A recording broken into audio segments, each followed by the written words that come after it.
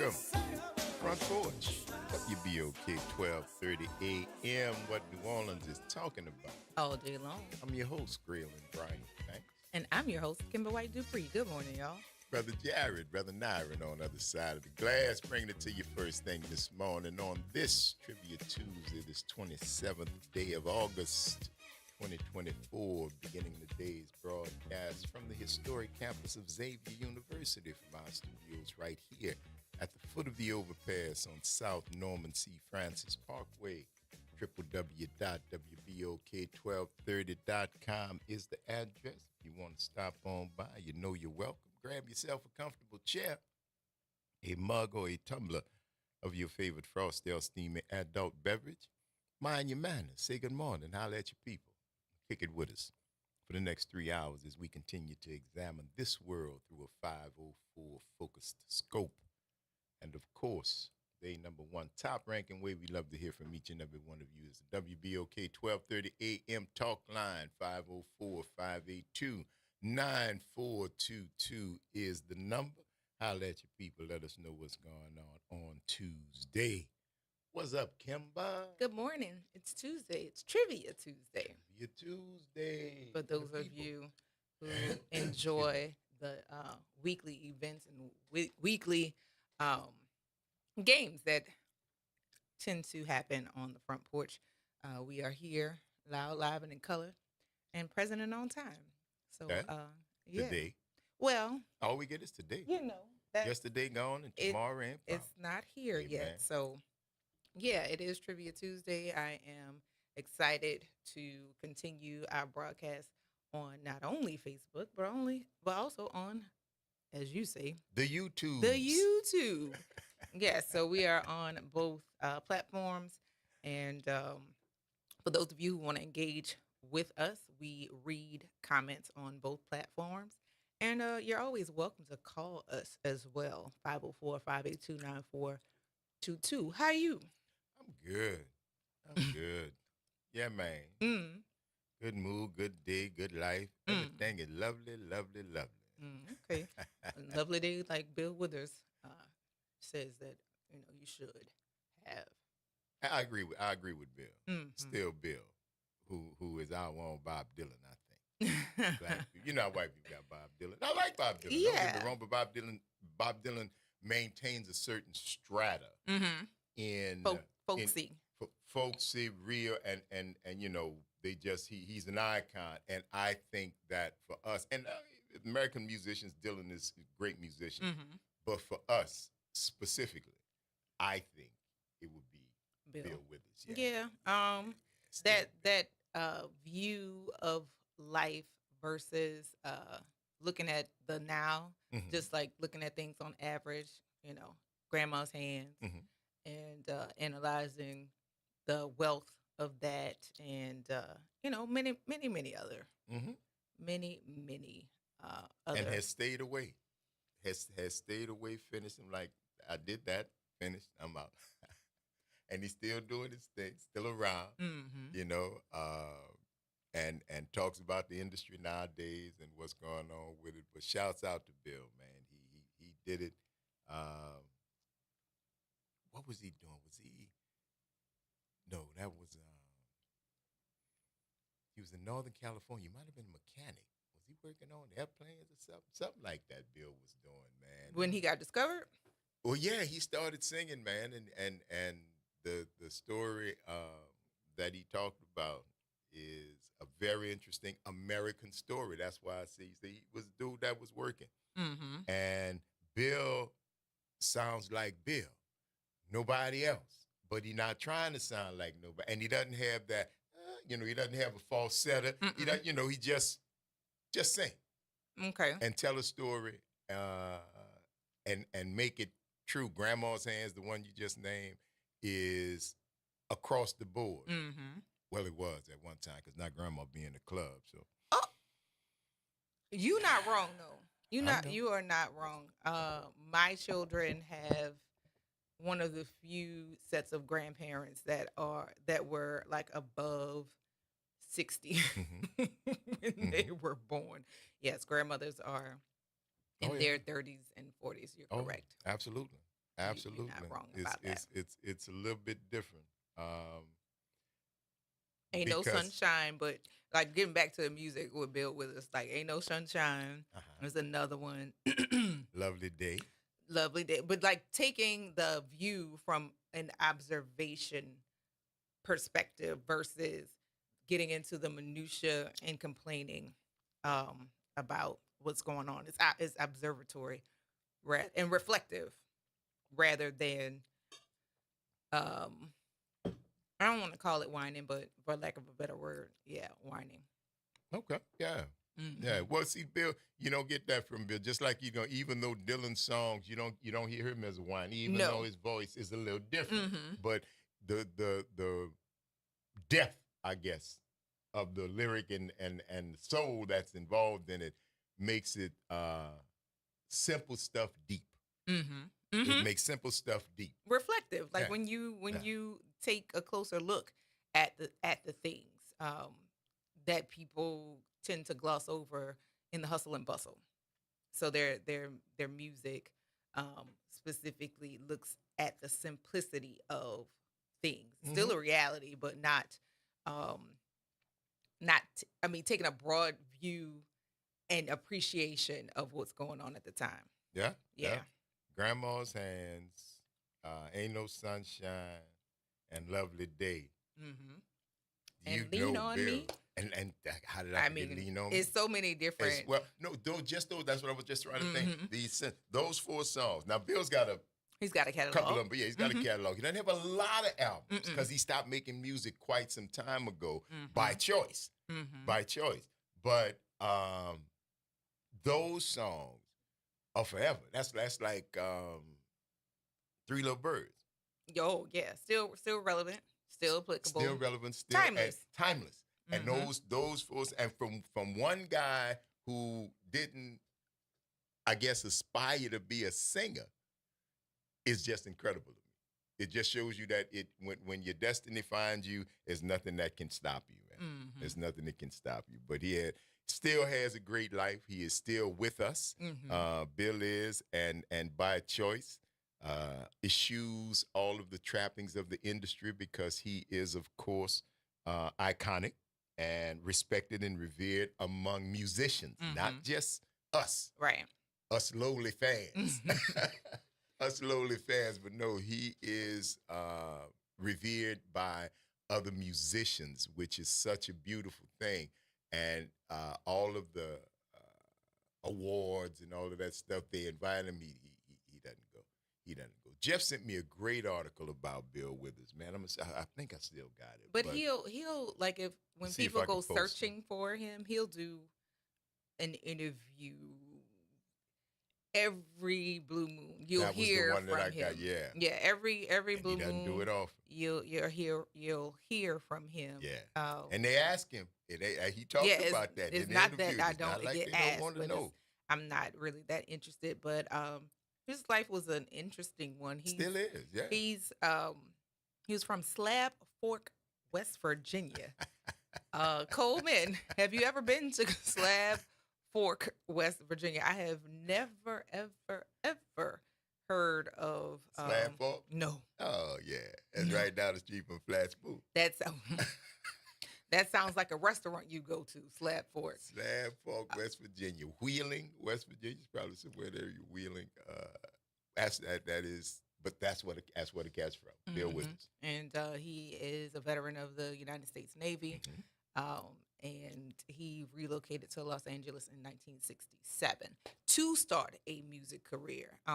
But 1967, if you consider what was happening in music at the time, his Hmm. music was not the message or the sound of what was being Yeah. played in heavy streams. But when his music hit the scene, because it didn't sound like everything else, people took notice. And again, he's made uh, timeless music that he has no reason to really make anymore. Oh, yeah. You I can't. mean, if he It's decides that he wants to do it, okay, fine. But even, no, and the thing about it, he doesn't even come back and sing those songs. no. Bill doesn't tour. He doesn't sing. He said they're there. If you want them, you're welcome to go listen to him. But his basic thing was that time in my life is done. It was fun. We had a good time. Thank you so very much. Now I got, a couple of nickels. I'm old. Got a wife, got a crib, I'm comfortable. I'm good. Thank you for the accolades. Let me see if I can find it. I'm pretty sure I have it. The article. Yeah. Because it was, I had not, Bill Withers is one of those folks who, just like right now, you hear his songs, but you don't really think about it. But it was good to read a current article about him, and it wasn't posthumously, or living under the bridge, the down and out, different things. His is the story of self. This is my life. This is the way I'm going to live it, and I mean it's uplifting for me because I like that. You got yourself. You did some things. You made yourself comfortable, and I done. It's not like you got to keep chasing it. It's not like you just you hooked like that applause and that those accolades is like dope for some people, man. And when they get cut off, they go through withdrawal. They really have a hard time not having that attention, not being the center, not having folks do that. But cycles, right? Well, seasons. It happens. We're still there because that's the whole push and drive behind social media. Attention, popularity, applause. Yeah. Look at me. So that is the life that is being sold as dope, literally. Oh, and they taking it too. They taking it. Yeah, but that was a good walk down with Bill Withers. That's good music. Having a lovely day. I hope we're having a lovely day. I hope all our listeners are having a lovely day on this August 27th, Trivia Tuesday, as you are listening to the Front Porch. Yeah. Yeah. Well, we talking about him like he's still here, but we did lose Bill in 2020. Okay. Yeah, he is in a place where there always is sunshine. It's always is sunshine. So, it is,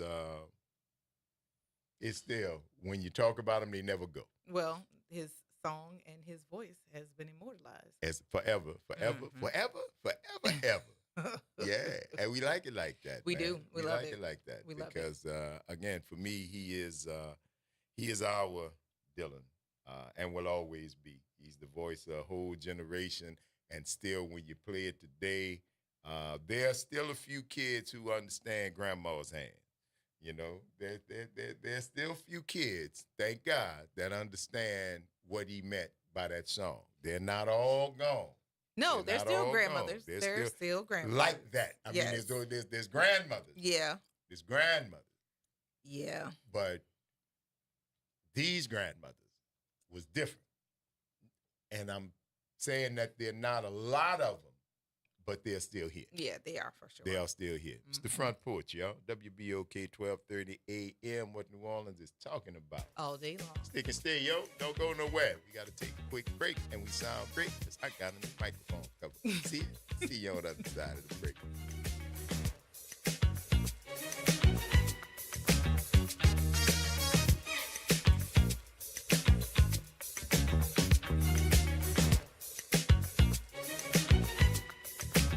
WBOK thanks you for being a valued listener. You can expect the best talk shows filled with information, questions, and opinions.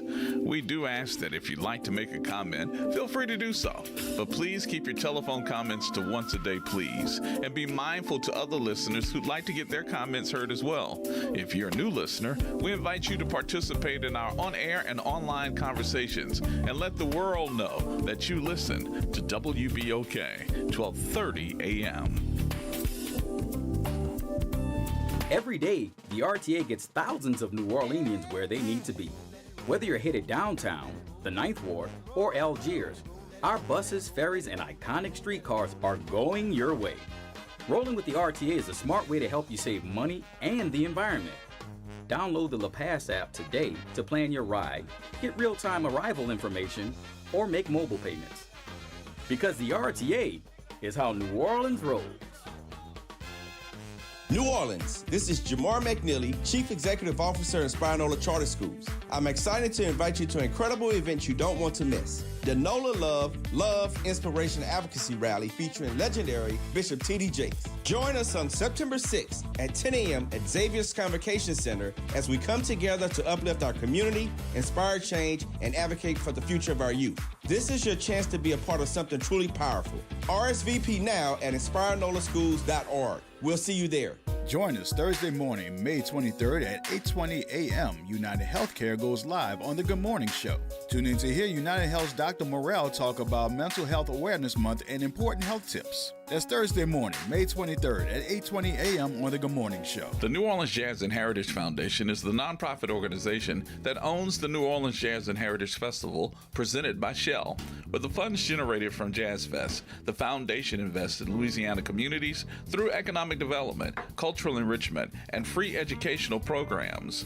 To learn more about the New Orleans Jazz and Heritage Foundation, please visit us at www.jazzandheritage.org.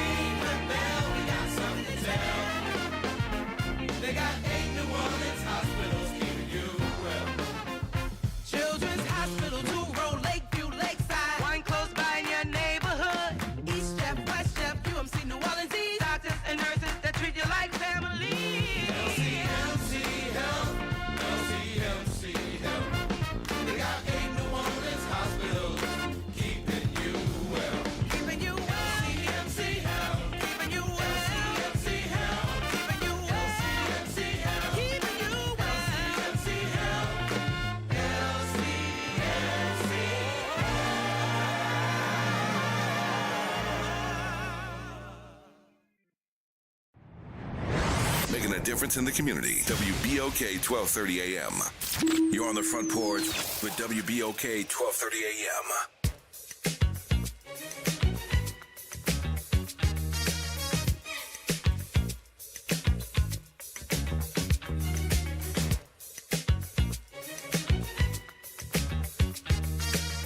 Welcome back, y'all. Front Porch, WBOK 1230 AM. What New Orleans is talking about. All day long. I'm your host, Graylin Brian Banks. I'm your host, Kimber White Dupree. Good morning. Brother Nyron, Brother Jared on the other side of the glass, y'all. Trivia Tuesday morning. Thank you for being with us right here as we continue this broadcast. Always good. We were just talking about something before we left. And then we got back, and now we're talking about something. I different. was talking about something else. Oh, We my got a guest we goodness. told y'all yesterday, man, that Yes. we all week, Mhm. we are blessed to be graced with the Black Swan. Yes. We'll have 4 of the original 5, and then Because the other lady was referenced she's yesterday. That's the transitioned. lady. Yes. Yes. But her daughter will speak in her stead, and then we'll have all of them on Friday, including the author of the book, The Swans of Harlem. So y'all won't get the word out on that, man. You know, I was talking about us, not all of y'all, some of y'all, and the rest of y'all was thinking it. You just didn't say it out loud, but that's cool too. This is how you come back with the book club. Yes. With a interactive ability to hear from the folks who actually did it, living history, as it were. And we are so proud and honored to have them today. Today we'll be joined by Lydia Abarca Mitchell. Yes. It's one of the founders. And we're going to be looking forward to that, man. So you guys make sure you tell all your friends, tell your enemies what we're going to be doing, because we just need all y'all to tune in. Correct. You feel me? Because it's going to be some great stories, just like yesterday. Yesterday Yeah. was just like Yeah. a scratch. I've had the pleasure of speaking with the 4, Mhm. and just hearing the stories and hearing the experiences are things that in my lifetime are things I didn't have to consider Yes. Being that I have been a part of the dance community for over 40 years. And there are some things that I just never had to concern myself with because those weren't obstacles for me. Um, Makeup has always come in my shade. Mm-hmm. Um, Tights have Mhm. always come in a skin color that is close to mine. Mm-hmm. Point shoes are still difficult to come by in my skin color, but they're available now. The same as the soft belly slippers. The skin tone colors are available, but the ideas of what they had to do in terms of just getting themselves prepared outside of the discipline of dance, I was just like, oh, in addition to Yeah. in addition to the task, there was something else.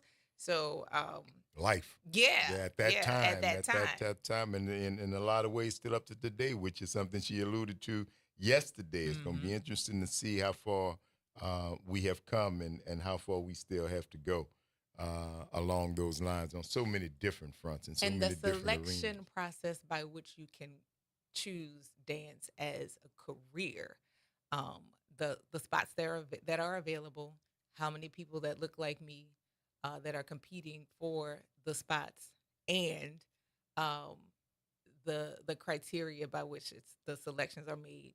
The fact that we got a prima ballerina or a principal dancer that is a black, identifiably black woman um, in the 2000s, in the late 2000s, well, in the early parts of the 2000s, is still an issue we're still coming up on first. Yeah. Yeah. And the first say that. Most of the first nowadays say that. So I don't even know why I should be. And they're right. Mm-hmm. They're absolutely right. It's something to celebrate. It certainly is, but it's also something to ponder and make you wonder if why Right. did it take so long? And then when you ignore the realities of why it took so long and want a sense of the history, you wind up with the whole CRT and let's not tell it like it was. Let's make up something and so our babies won't be So all that anxious and what. Your babies don't feel uncomfortable. Yeah, mine gonna know the history. Correct. Because they ain't got no choice. Correct. Yeah, black art in the house, black people around you, black speech, black excellence. All that. All that's a part of it. Correct. All that's a part of it, and that's what we continue to try to do here for you, man. So we are looking so forward to speaking with Miss Mitchell because this is going to be a continuation all the way through the week. And the book once again is The Swans of Harlem. The Swans of Harlem. Mm-hmm. The Swans of Harlem. And if you can find it, please pick it up. You can ask some questions. If you've already read it and you're tuned in, please feel free to either hit us up on Facebook or give us a call. We'll try to get your question. If you let Nyron or Jared know what your question is, we'll try to get it asked for you if we can. So if you've got something that you'd like to know specifically from Miss Mitchell, then please give us a call and let us know. For sure. Yeah, and that'll let us know that you also read the book, and then Kimbo will give you a gold star. Oh, my goodness. So now there it is Tuesday. I wanted to point something out. There are a lot of things that are taking place that you need to be aware of. One, with schools, there are teachers that have begun leaving their posts already. There's also bus drivers that are leaving their posts already. So be on the lookout for vacancies that you may be interested in, or that your child may not have a staff member to fit their needs. Imari is in her second full week of school, and she was without a bus for a full week. She had a bus the first 2 days, and then after that, that was it. And there's also been, like I said, teachers who have been leaving their posts. So if there is ever a time for advocacy or inquiry, this is the time to do that, because this is just week 2 for many. What are the reasons why folks leaving. What's going on? Have you heard anything? I of haven't this? heard. I haven't heard why. That is interesting. I haven't heard why. It might, because I don't want to just, because I know it might be part of that phenomenon. People hadn't been working. We just getting out of the COVID and we ain't out of it. And the crisis part, people don't work anymore. That is a phenomenon that has not changed. The attitudes toward work are really, really different post-COVID. And we're not even post-COVID. I hate that because we're still in COVID. But post the big part of the epidemic when we were all shut in. And I don't know if we are recovered from that yet or gotten back to where we were initially. So I'll say this with regard to teaching vacancies. Many teachers, it's not them leaving because they don't want to work. It's that they don't want to do what's required of them in addition to what has, like, their additional responsibilities that have been placed on it. And I mean, to just leave it as, oh, people don't want to work, I think is a bit insensitive, mainly because what's required, like, it's kind of hand tying. If you teach history, you cannot teach certain pieces of history per the state law. That has changed. There's certain things that teachers of history cannot share, which goes along with what's included in said history. That would be a bit of that would be a challenge for teachers. And if that's not a challenge you're willing to meet, or teaching pieces of the history, if you have integrity, you want to teach the entire piece, but because of your job constraints, you can't. Also, if you don't have a fully staffed school, there are a lot of additional pieces that are placed on teachers. So if you're a classroom teacher, and I've said this before, there are many different levels of students in your there are many different levels of students in your class. So you may have kids who are operating at the top percentile. You may have some that are in a group below that. But then you can have 3 additional pieces. And planning for all of those different levels is very difficult if you have to get everybody, and you do, based upon the law of No Child Left Behind. So some people just are like, where's the help? Because if I'm supposed to have an additional staff person that assists me with the additional levels, but they don't have a fully staffed school, it's pretty overwhelming. So I'm going to be penalized for not moving everybody, but there's no way that one person can absolutely do that. So some people just like, I just figure out something else to do. It's a lot. Yeah, that is a lot. And if you're combating parents on top of that, or you don't like my child, that never stops. It goes every year, and it doesn't matter if the teacher is doing an extremely good job, especially under the conditions that she or he is placed under. However, it's just, if I'm doing all that I can do, if I'm doing all the things that you have asked me to do, and I'm still being penalized for not meeting the expectation, then what else do I do? Yeah. It's a conundrum, no doubt. But I mean, and like the bad part about it is it's the future. It's we're talking about education. We're talking about our kids. Yeah, I don't know, man. If folks don't want to come back in the classroom, parents you definitely want them back, because y'all saw how it was when he was home. You really don't want them back home. But there gotta be some cooperation, man. It's gotta be on both sides. Got to be some give and take, but it's hard to do because you got so much politics that's involved in it, from the unions to everything else, and so far the part of the totem pole in matters of importance that is in the dirt are the kids. That's the part of the totem pole that's in the dirt. Everything else comes on top of that. Everything else, salaries, titles. You ain't a principal no more. You're the chief education officer / oh man, please, and $300,000 a year.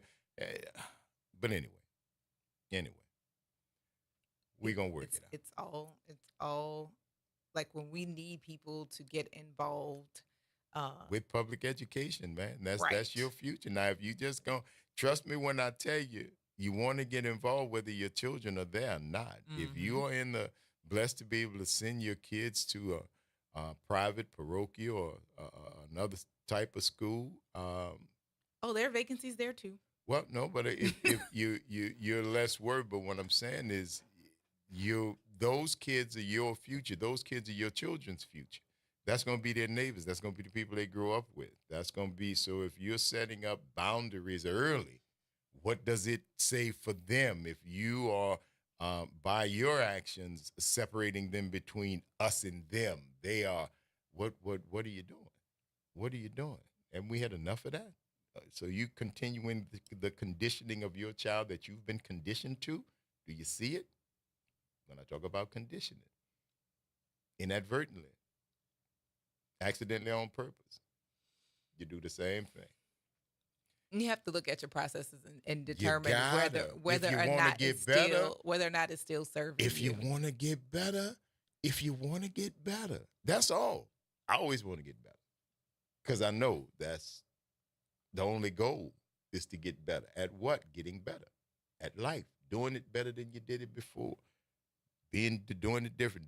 Trying to find another way. And enjoying that. Finding the life that's in that. Helping other people, lending a helping hand, trying to do something right in the community. Nothing wrong with that. And if you got the time and you know how important it is, please do. 504-582-9422. Squeeze the E. What's that? Good morning, Kim. Good morning, Braylon. Good morning, radio audience. Are you okay? Yeah, I'm fine. Okay. What's happening, man? Look, you know the guy who shot JJ? Yeah, with the afro. Mad Dog? Mad Dog. Why do I remember that? You know where you came from when you was a little boy? I don't know where he came from. The actor or the... He was an actor, yeah. He was an actor. So you're talking about the real person? Yeah. No, I don't know where he came from. He started off on Sanford as son as Jason. Okay. Remember the little boy was running around in the junkyard? No. And the mama,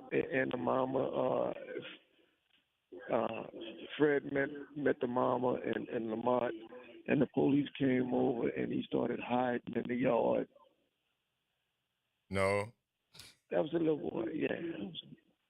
And he turned out to be Mad Dog in Good Time?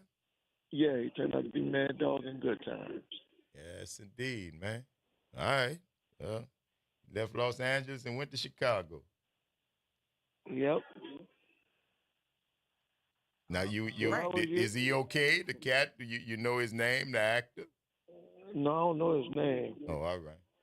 But I know he played. Mad Dog. Okay. All right. I think his name was Sylvester, wasn't he? Oh, I don't know, Kurt. On JJ, yeah, Sylvester. Oscar Degree. The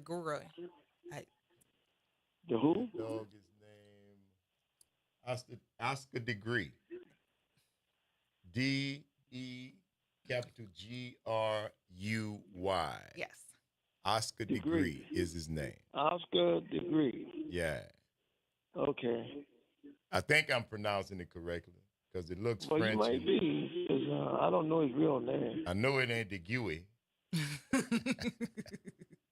Deguy, okay. I think it is. So anyway, yeah, something like that, bro. Something like that. Yeah. But that's your boy right there. But he seems to be all right, yes? Yes, he's 74. He's 74 years old. He's still here. Mm-hmm. So he might not be a mad dog. He might just be a little perturbed puppy or something like that. I don't know. But I'm glad you brought his name up because now we know who he is and the brother's still with us. Now, what's the question of the day? We haven't gotten there yet, Elwin. Yeah. But, I mean, if you want to go ahead and give an answer, you can go for it right now. It ain't never stopped you before not knowing. I don't even know what the question is. But that ain't never stopped you from giving an answer before. Well, I mean, I might have the number one answer. Give it to us. So what you think it is? Back. Give it to me. I'll call back. You gonna call back? Yeah. Well, you get all kind of prize if you just guess right now. You wrote. Just guess right now, bro. If you get the number one answer, bro, you not only get your theme song played, bro, we might even start that fan club. Braylon, you know you wrote. Come on. You got to get your first guess. Got to get it in. Since you asked about it, you the one brought it up. Well, I don't even know the. I know. Okay. That's the whole point. That's why it's called a challenge. Mm-hmm. That's okay. I'll just call back. All right, you just called back. You're going to take second place, huh? All right, then. That's cool. Well, we're going to talk to you in a little while. All right. All right, later. Yes, indeed. That is funny to me. I'd have took a shot at it. I mean, it would have been fun to hear what he, came up with without the question.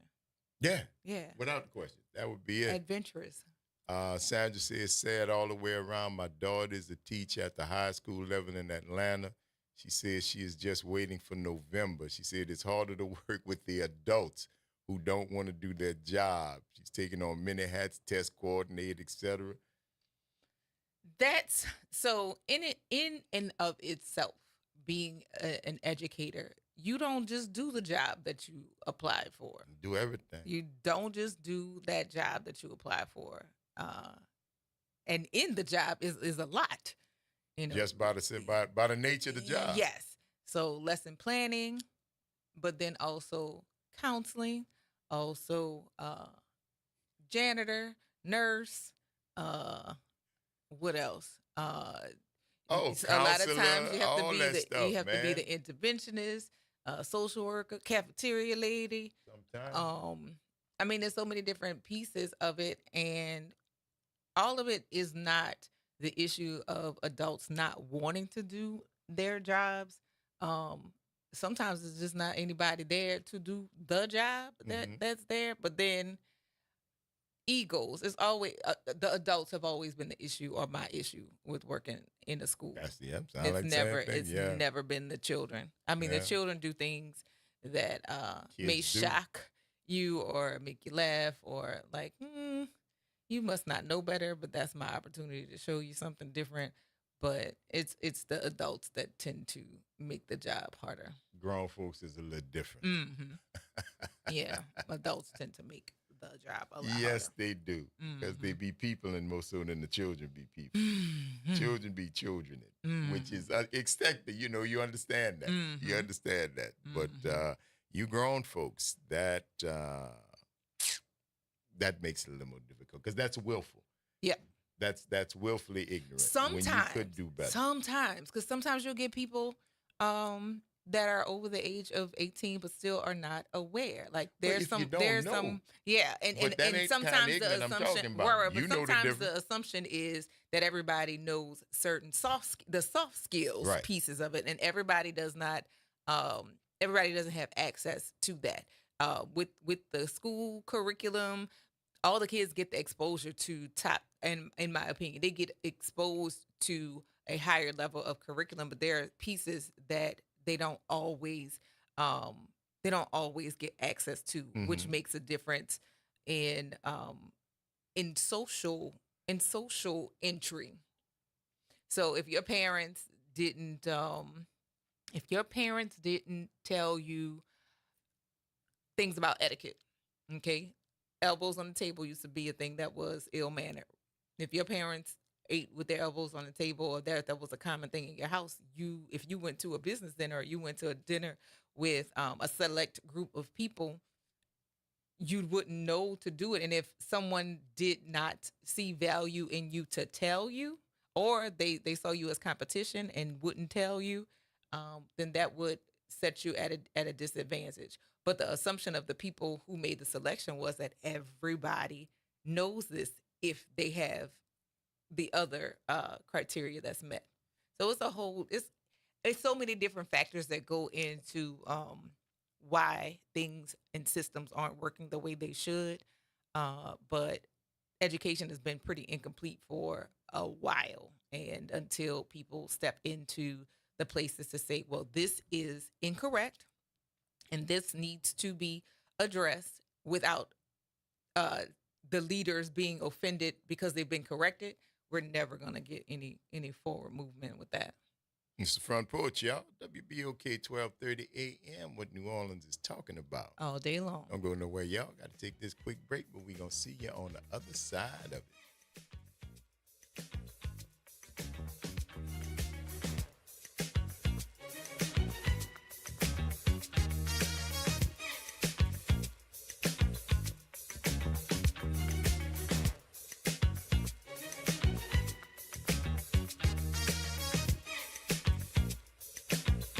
This is your news update for WBOK 1230 AM from WDSU. For all your news and weather, watch WDSU News, New Orleans' leader in live, local, late-breaking news. Today at noon and 4 p.m. Start your day off right. Just getting your day started. Early morning gospel on WBOK 1230 AM. Welcome back to school, families and scholars. NOLA Public Schools is excited to kick off another exciting year of learning, growth, and success. Our dedicated teachers have been preparing all summer to provide an engaging and enriching experience for every student. Let's embrace new challenges, celebrate achievements, and make this school year the best one yet. Stay connected with your school and NOLA PS by visiting our social media channels. Here's to a year filled with curiosity, creativity, and community. Attend today, achieve tomorrow. Visit DePaul's new Algiers Health Center at 2801 General de Gaulle Drive to receive primary and preventive care for both adults and children. Services also include behavioral health, imaging, an on-site pharmacy, vision, Medicaid enrollment assistance, and more. For appointments, visit DePaulCommunityHealthCenters.org or call 504-207-3060. At the New Orleans Police Department, we're just like you. I'm a personal trainer. I'm a mom. I'm a dad. Thank you. I'm a neighbor. I'm a friend. But when I put on this badge, I become something more. I become a protector. Servant of the community. We're here to make a difference because we care, just like you. Become more for your community, like us. Apply today. Visit joinnopd.org. Every day, the RTA gets thousands of New Orleanians where they need to be. Whether you're headed downtown, the Ninth Ward, or Algiers, our buses, ferries, and iconic streetcars are going your way. Rolling with the RTA is a smart way to help you save money and the environment. Download the La Pass app today to plan your ride, get real-time arrival information, or make mobile payments. Because the RTA is how New Orleans rolls. You're on the Front Porch with WBOK 1230 AM.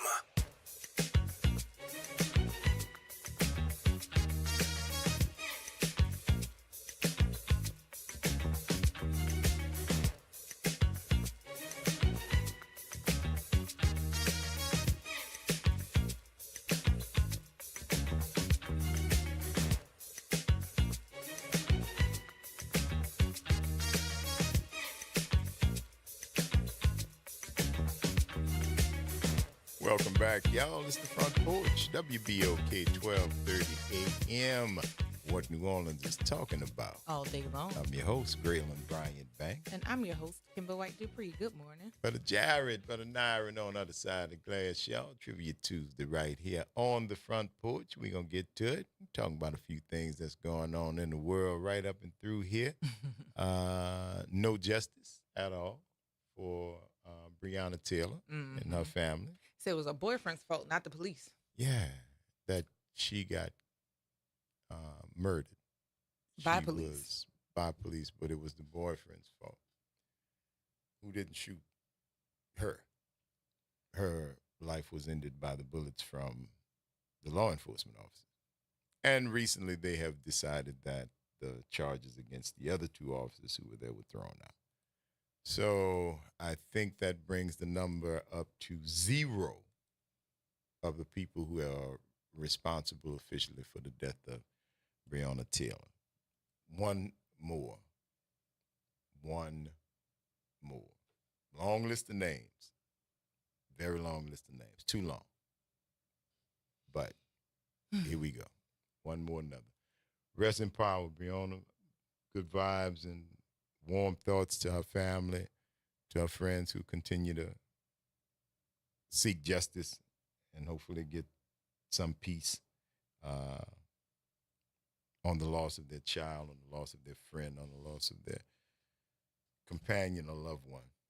So There's there has been an influx of videos where you can find where police are violating people's rights, and oftentimes people don't know their rights to challenge, or they're afraid of the law enforcement officers, and again are afraid to challenge the agencies that are, for lack of a better term, harassing them, and they accept illegal searches without warrants. They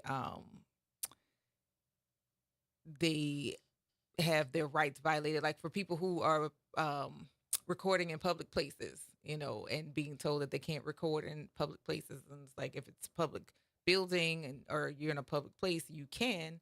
And by telling people that they can is a violation of their rights.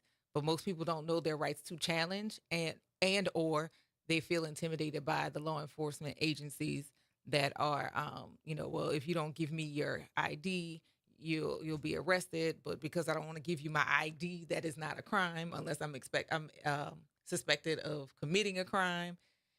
So I think it's, as not just the election, just for general purposes, people should know what their rights are.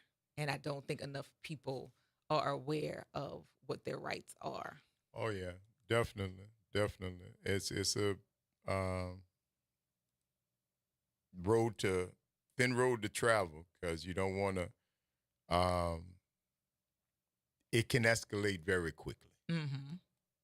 It can escalate very quickly, and I know growing up,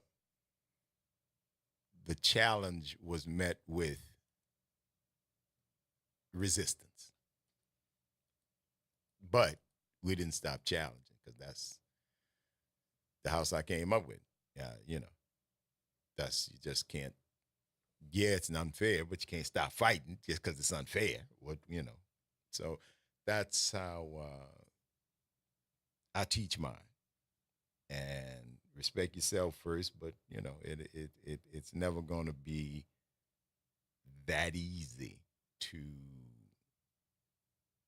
deprive me of my right, because because they know theirs, they understand, and that's what you got to do. That's exactly what you're saying. Folks who do know have to take the time to educate other people, if they're in your family, if they're close to you. Find out what it is that you are obligated to, and more importantly, what you are not obligated by any stretch to do, no matter what you might think. No matter what you might think, you're not obligated to do certain things, but it has to be in a situation where you know you're right, and it has to be in a situation where the law is on your side, so you have to know the law in order to do that. It's always good to be up on it. Yeah, the ignorance, they'll tell you in court, ignorance of the law is no excuse. No. So they're telling you, I don't care if you didn't know. And this movie, I know all y'all done heard that before. Ignorance of the law is no excuse, but I didn't know. Ignorance of the law is no excuse. It's incumbent upon you to know. It's incumbent upon you to know, and it's incumbent upon you to teach the young people around you who may or may not have, and the old people among you. Because right now, when you look at the difference between the folks who are no longer on this plane with us, that demographic goes from 14, 12, 8, all the way up to 65, 70. So there is no real other, but all of them was black. Let me just say that. All of them was black. Even the gender didn't matter. But you have to know that is what's going on out here, and you have to know where you are, what your rights are, what you need to be able to do, what you can and what you cannot do. If by chance you have an encounter with law enforcement in any kind. And it's, we talk about the talk. And people say, well, what is the talk? Yeah, well, the talk is just that. The talk is the talk that you have with your kids about what to do and how to do if you are stopped by authorities. And other people said, wouldn't have to have that conversation. Yeah. Isn't that lucky? Right. What's that like? Which you know what I'm saying? Which That is the unfortunate reality. Yes, we have to tell our kids we have to inform our kids about the talk, but also sons and daughters. Yeah, documenting what's going on as well. Because mine got smart mouth. Mine was raising mine to check. And they're girls. They're girls. But documenting. We have these computers that we carry in our pockets. Record. That's right. Record everything. If you got a dash cam in your car, yep, you got the dash shoot the outside and the inside. Mm-hmm. Get them because that's what they'll have. What you think when they come and they got the what do they call it? The vest cam, chest cam, the body cam, body cam, mm-hmm. body cam. You got that. Everybody's recording. Yep. So you record too. Because I think it's about $100, $200, or whatever it is. To get that system hooked up in your car that's got a camera, shoot front and back as you're driving. And I think if you press a button, it turns around and shoots the inside of the car. Just there's in case there's some things that you can voice command and not even have to make no false move. Mm-hmm. So yeah, that's another way. So if everybody else is doing it, that's for us. So we're gonna take this break, or we're gonna take this call. Take the break. We're going to take this break, y'all. It's the Front Porch, WBOK 1230 AM, what New Orleans is talking about. All day long. Stick and stay, yo. Don't go nowhere. We're going to see you on the other side of the break.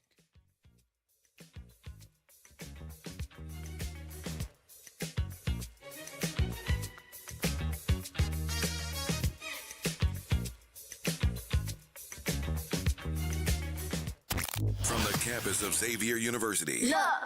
WBOK 1230 AM. Go. And Equity Media Station. I'm Mike Moore. Here's the latest from the Black Information Network.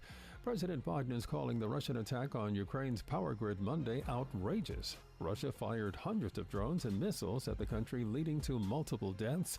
Biden said he condemned the actions in the strongest possible terms. A deal has been reached in connection with a U.S. Army soldier who ran across the border into North Korea last year. African-American Private Second Class Travis King is pleading guilty to desertion, assault on a non-commissioned officer, and 3 counts of disobeying orders. Red Lobster will be closing an additional 23 restaurants nationwide at the end of the month. The move comes after the Orlando, Florida-based company closed over 100 locations earlier this year as it goes through bankruptcy proceedings. And that's the latest. I'm Mike Moore from your 24/7 news source, the Black Information Network, and BINnews.com.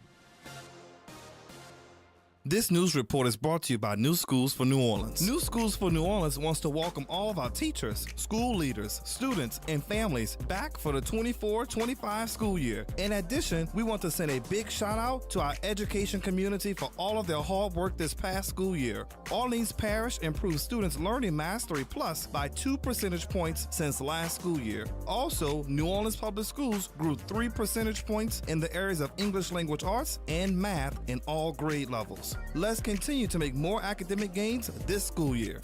You're on the Front Porch with WBOK 1230 AM.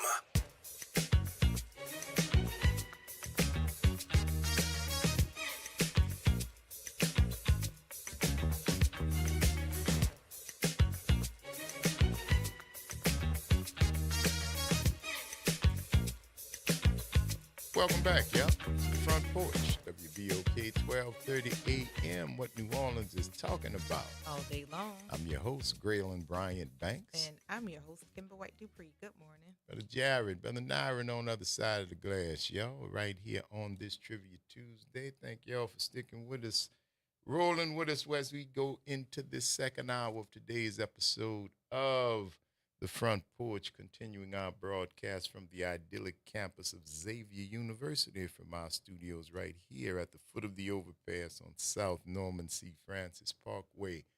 www.wbok1230.com is the address. And, of course, you can give us a call. 504-582-9422 is the talk line number. I'll let you folks let us know what's going on because it's Trivia Tuesday. Yes, it is. And we're going to take this call, 504-582-9422. Hey, Dion, thank you for holding on. How you doing? Hey, Hey, good morning. How y'all doing? Doing pretty well. good. Good morning. Good. Yeah, I tuned in late and I caught like the tail end of what y'all were talking about, so I may be a little bit off base. But you all was talking about, police and police stoppings and things like that. Yes, sir. You're knowing your rights and yeah. Yeah. Yeah. So I remember my father, giving me the talk, and at the time, of course, when you're young, you don't understand. And since that time, I've given my children, that talk as well. Yes. But I remember one incident. I was in college, so I was at FAMU, and we would go to Florida State because we had friends at Florida State, so we can walk over there. And we were on Florida State's campus, and you can hear someone throwing bottles against a building. And so, I'm with my friends, about 6, 7 of us. Someone calls the campus police, and we're stopped. Okay, we're on foot. We're not even in the car. We just stopped by the police. Okay. So as we're talking to the police, you can hear the crashing of the bottles against the building. But the police they stopped us anyway. And so my dad always told me, look, always keep your hands visible. Always look them in the eye, de-escalate whatever they're trying to do. And so I basically told them who I was. Hey, I'm majoring in criminal justice at FAMU. All of a sudden, the police began to take a step back. And then, hey, officer, such and such badge number. I'm calling their names and the badge numbers out. They take another step back. And then another step back. And then they get into their vehicles and they drive off. My little brother who's a hothead, I had to kind of usher him behind me because, it's always one in the group that want to mouth off. But like I said, I just maintain my cool. And it's not going to – that result is not going to happen all the time. But they knew that I knew that it was an unlawful stop. And they knew that I knew that I don't know all the laws, of course, but I know enough where, you're not going to be treating me a certain kind of way because I know my rights. Right. So once I identified them, identified myself, calling out that badge number, I mean, you can kind of see the look in their eyes like, they know a little something, they're not just these dudes out in the streets doing whatever. But I think what made me really, really mad is like you can still hear whatever was called about, you can still hear it in the background. And instead of addressing that, they feel y'all was easy. Yeah. They want to dress up. And so, it is what it is. And, but my dad's main focus for us was, look, de-escalate whatever you can de-escalate. When it gets to a point where you got to fight for your life, then that's a different situation. That's a different situation. Yes, sir. Exactly. Yes, sir. But I try to do the best that I can, and my kids know as well. And I just remember telling that story and explaining it to my oldest son, who's not 24, and we actually had to kind of do something. So we go running and jogging in the neighborhood, and the expression on his face that really hit me hard because that's. Even though he's a man, he's still my baby. Right. No, but I get it. Doesn't see him as my baby. They see him as a grown man who's a threat. As a threat. Yes, sir. Yes, sir. Yeah. Thank you for that, though, Dion. We appreciate your call, man. Thanks for listening. Yes, sir. All right. Okay. Have a good one. So one of the things is that like if you are in a place where something like that is happening and you are approached by the police in the United States, the general rule is unless you are suspected of committing a crime, you're not required to identify yourself. If there's reasonable suspicion of a crime, there's not there is a requirement. Like if they think you broke into something, you fit a description of a person who committed a crime. Yes, you have to identify yourself. But just a police officer walking up to you and say, "Who are you? Why are you here?" That's a violation of your rights. And many people don't know that. And oftentimes the best thing for you to do is just shut up. That the whole purpose of the Miranda rights, if you have been arrested, when they read that to you, is for you to not incriminate yourself, because that's a part of the Constitution. But most people start talking too much, and everything that you say they say it. You have the right to remain silent. Anything. Use it. Yes, that They they don't will need to use say it. So nothing else just after be quiet. If you are in a place where somebody is throwing bottles and people walk upon you, you are not the person that is causing the disturbance. So if somebody walks up to you and says, what's your name? I don't answer any questions. And shut up. Don't say anything. Well, if you don't answer my question, I'm going to arrest you. What is the crime? They can't provide a crime. You can't be arrested if you've not been told of a crime. Your refusal to comply to give an ID is not a crime if you are not suspected of a crime. So, a lot of people, again, start offering information. And if you give your ID and they run your ID and there is something on you, at that point, you've opened yourself up to it when you did not have to. So the Fifth Amendment is always available for you, which is to shut up. Just be quiet. That's always sage advice. That's always, and I just tell come home. I just need you to come home. What I need to do, I need you to come home. That's all I need you to do. Anything else, we'll work it out. Mm-hmm. But first, come home. Come home. We get the rest of it done.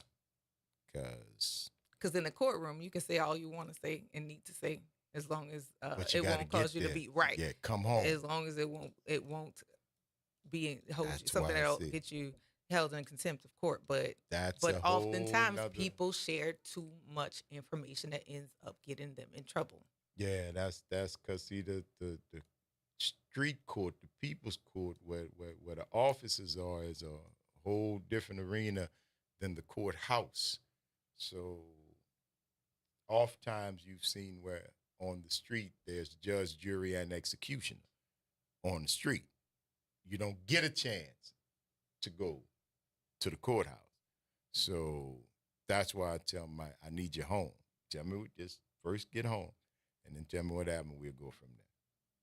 Because we got a better chance for you in that other house than on the street. Because people got the ups. And you got to be careful. Mark and him said that in the chat. It said, a lot of people know their rights. But a lot of cops don't have no problem overstepping their boundaries. So you got to know that your main focus is to come home. Okay. I understand, and I do agree. But if you're being pulled over, pull over into somewhere that's well lit, where there's like, you know what I'm saying? So like, be aware of what's going on around you, and and also follow the directions, but also still know what your responsibility of keeping yourself protected is as well. What you're obligated to do. Right. What are you obligated to do? And that's, there are those in uniform who do not appreciate their authority being questioned. And there's nothing you can do about that, because that sounds personal. Because it's your right to do that. It's your right to do that. So don't satisfy somebody's ego and then also set yourself up for something else. Josh say I treat all cop pullovers like it's an armed robbery. I'm giving the cops what they ask for without any attitude. That's another way. That's a way. That's another way. But that also leaves you exposed as well. Listen, any person who has either had to have the talk given to them or has had to give the talk to somebody knows that feeling when those lights go on in your rear view. You can't tell me you don't. Because you know it's America. Mm-hmm. And you know that you are legit, Philando Castile, trained, unassuming, unthreatening, and responding to all given orders. And still wind up dead.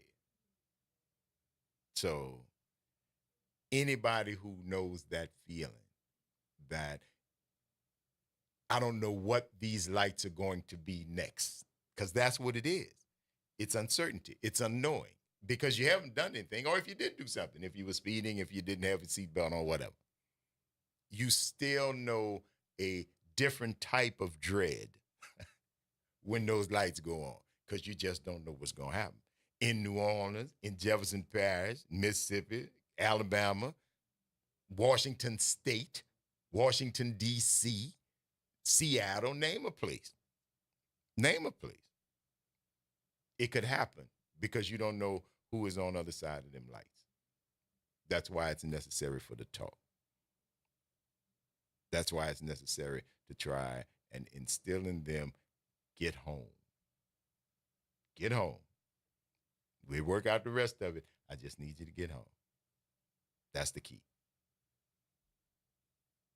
For me. Mm-hmm. Now, others, see it a different way. And Mark said that doesn't always work in our community. You're right. But you still have to know. Whether or not you utilize it, you still have to know. I think it is vitally important that we know we as a community are fighting against so many stereotypes, so much misinformation, so many things that you think that you have to do that you don't. There are some things that you do have to do, but there are other things that you don't have to do. And I just think that the idea of making sure that we are aware of what you have to do and what you don't have to do and how those things apply to you as a citizen and as a person who is on the other side of those lights, I think it's a good thing because the more people that know it, the better off we are. Even though you got a governor who did just pass a law that I think made it illegal for you to film the police or something like that. It is. You have to be within 20 feet or something like that. If you're filming them a la George Floyd, we don't want any eyes on us while we're doing our job. We don't want any cameras. And you notice that is the pushback. It's just like the new law about voting. You are enacting a very thought out solution that is in search of a problem. You don't have a problem with voter fraud. And the people who have been found to commit voter fraud are the people on your side thus far. Right. Thus far. You haven't found anything because we would have heard all about that. But now you've got a law that says these people, you're going to be breaking the law of this and that. And it's all knee-jerk reactions. It's all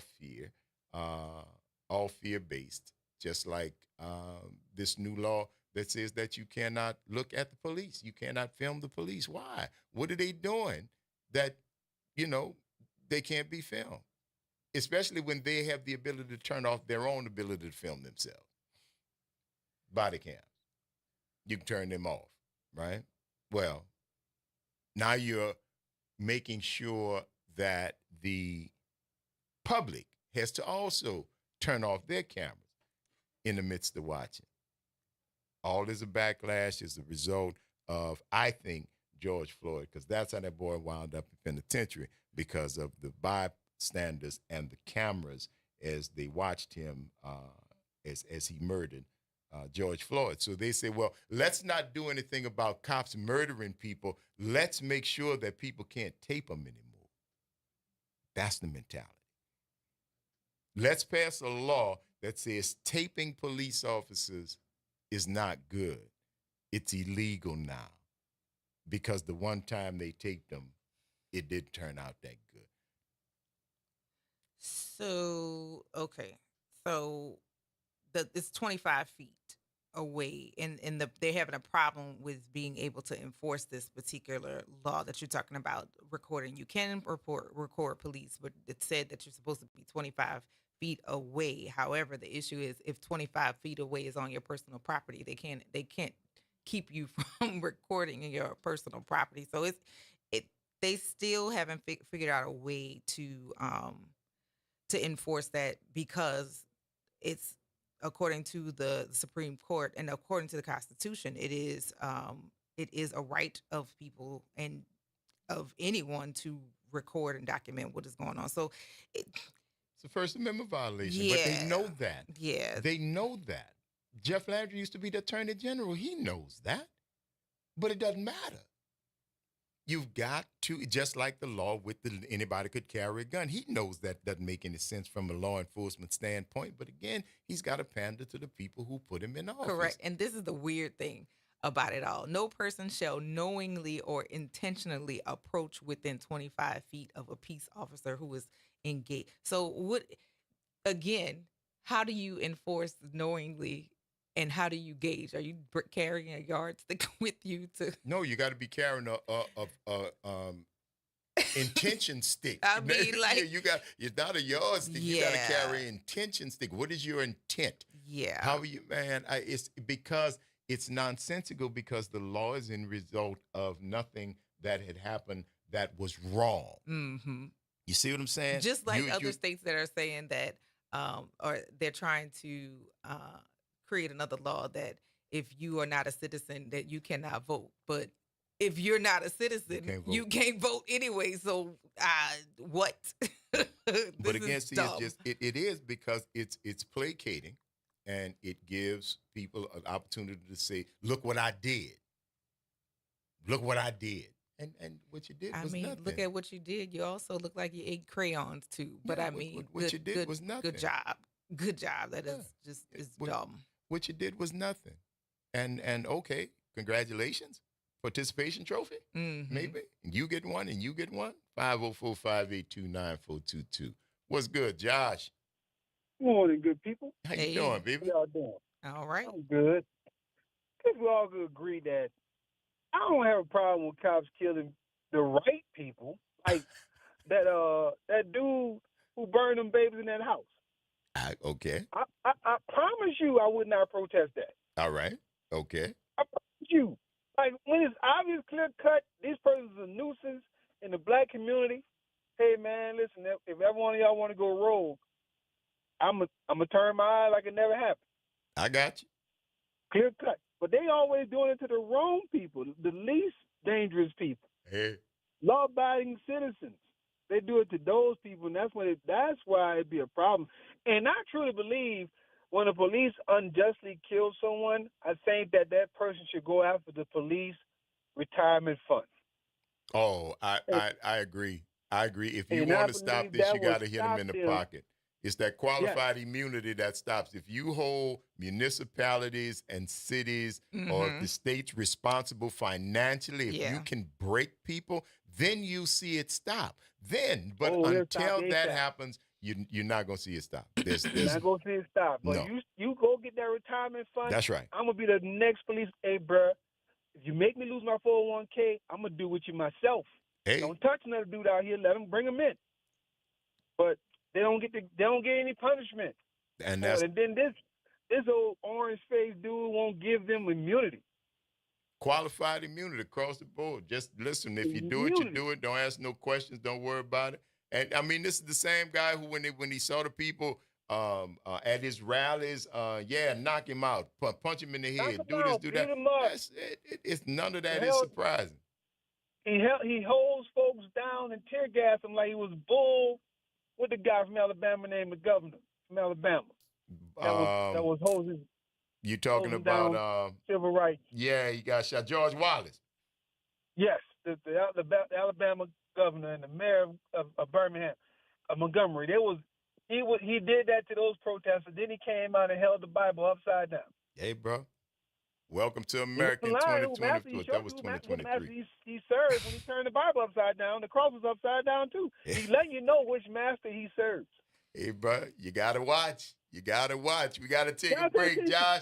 I don't even know if it's all that. But, yeah, stay tuned, Josh. It's Trivia Tuesday. All right. We're going to come back on the other side, and we'll see you then. Thank you, brother. All right. It's the Front Porch, y'all. WBOK 1230 AM. What New Orleans is talking about. All day long. Stick and stay. Y'all don't go nowhere. On the other side of the break, we'll be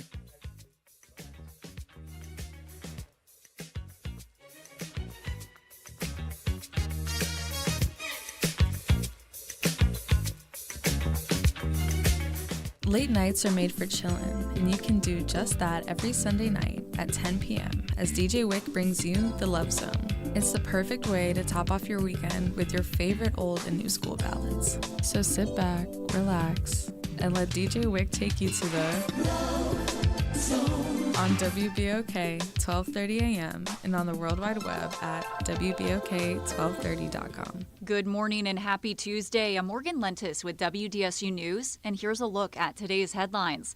Happening today, a former NOPD officer accused of forcing a 17-year-old to strip out of his clothes is expected to go before a judge. Court records allege Tyler Sorois contacted the teen multiple times on a private cell phone number and showed up at his house in uniform. Sorois then allegedly ordered the teen to strip to his underwear and looked at him. Then an Edna Carr High School student is still in the ICU after being hit by a suspected drunk driver as he slept in his New Orleans East home. We are still waiting to get an update on 15-year-old Jamal Jackson's condition, but court records show he was found pinned under a car driven by 53-year-old Cedric Marshall. Marshall made his first court appearance Monday when his bond was set at $105,000. He'll be back in court in October. And finally, it's a big day for the Black and Gold as team officials make their final cuts to the roster. By the end of today, the Saints must be down to a 53-man roster, meaning some tough decisions are coming. Stick with WDSU for updates on who makes the cut. Dennis Allen is expected to speak later today. And that's a look at today's headlines. I'm Morgan Lentis with WDSU News. Have a great day. Every day, the RTA gets thousands of New Orleanians where they need to be. Whether you're headed downtown, the Ninth Ward, or Algiers, our buses, ferries, and iconic streetcars are going your way. Rolling with the RTA is a smart way to help you save money and the environment. Download the La Pass app today to plan your ride, get real-time arrival information, or make mobile payments. Because the RTA is how New Orleans rolls. Tune in to The Monitor's Mic, where we talk about oversight, policing, and you. Hosted by the Office of Independent Police Monitor, we're here to shine a light on policing issues that matter, from real-time policing updates to in-depth interviews. Every Friday at noon on WBOK. Hey y'all, it's Chef Bunny, and I'm the host of The Roo, where we will be discussing all things food and NOLA. You can catch me live on air Thursdays at 12:30 p.m., so check out what we'll be cooking up on WBOK 1230 AM. New Orleans, this is Jamar McNeely, Chief Executive Officer in Spinola Charter Schools. I'm excited to invite you to an incredible event you don't want to miss. The NOLA Love, Inspiration Advocacy Rally featuring legendary Bishop T.D. Jakes. Join us on September 6th at 10 a.m. at Xavier's Convocation Center as we come together to uplift our community, inspire change, and advocate for the future of our youth. This is your chance to be a part of something truly powerful. RSVP now at inspirenolaschools.org. We'll see you there. This is Andronika Morris, host of Put Housing First. Join us every Tuesday at 12 o'clock, where we will discuss how housing affects every aspect of our lives and what's necessary, what's needed to guarantee housing for all. Join us every Tuesday at 12 o'clock as we dig down deep onto the issues that affect all of us. The New Orleans Jazz and Heritage Foundation is the nonprofit organization that owns the New Orleans Jazz and Heritage Festival presented by Shell. With the funds generated from Jazz Fest, the foundation invests in Louisiana companies through economic development, cultural enrichment, and free educational programs. To learn more about what the New Orleans Jazz and Heritage Foundation does, please visit www.jazzandheritage.org.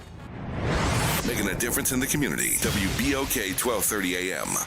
You're on the front porch with WBOK 1230 AM.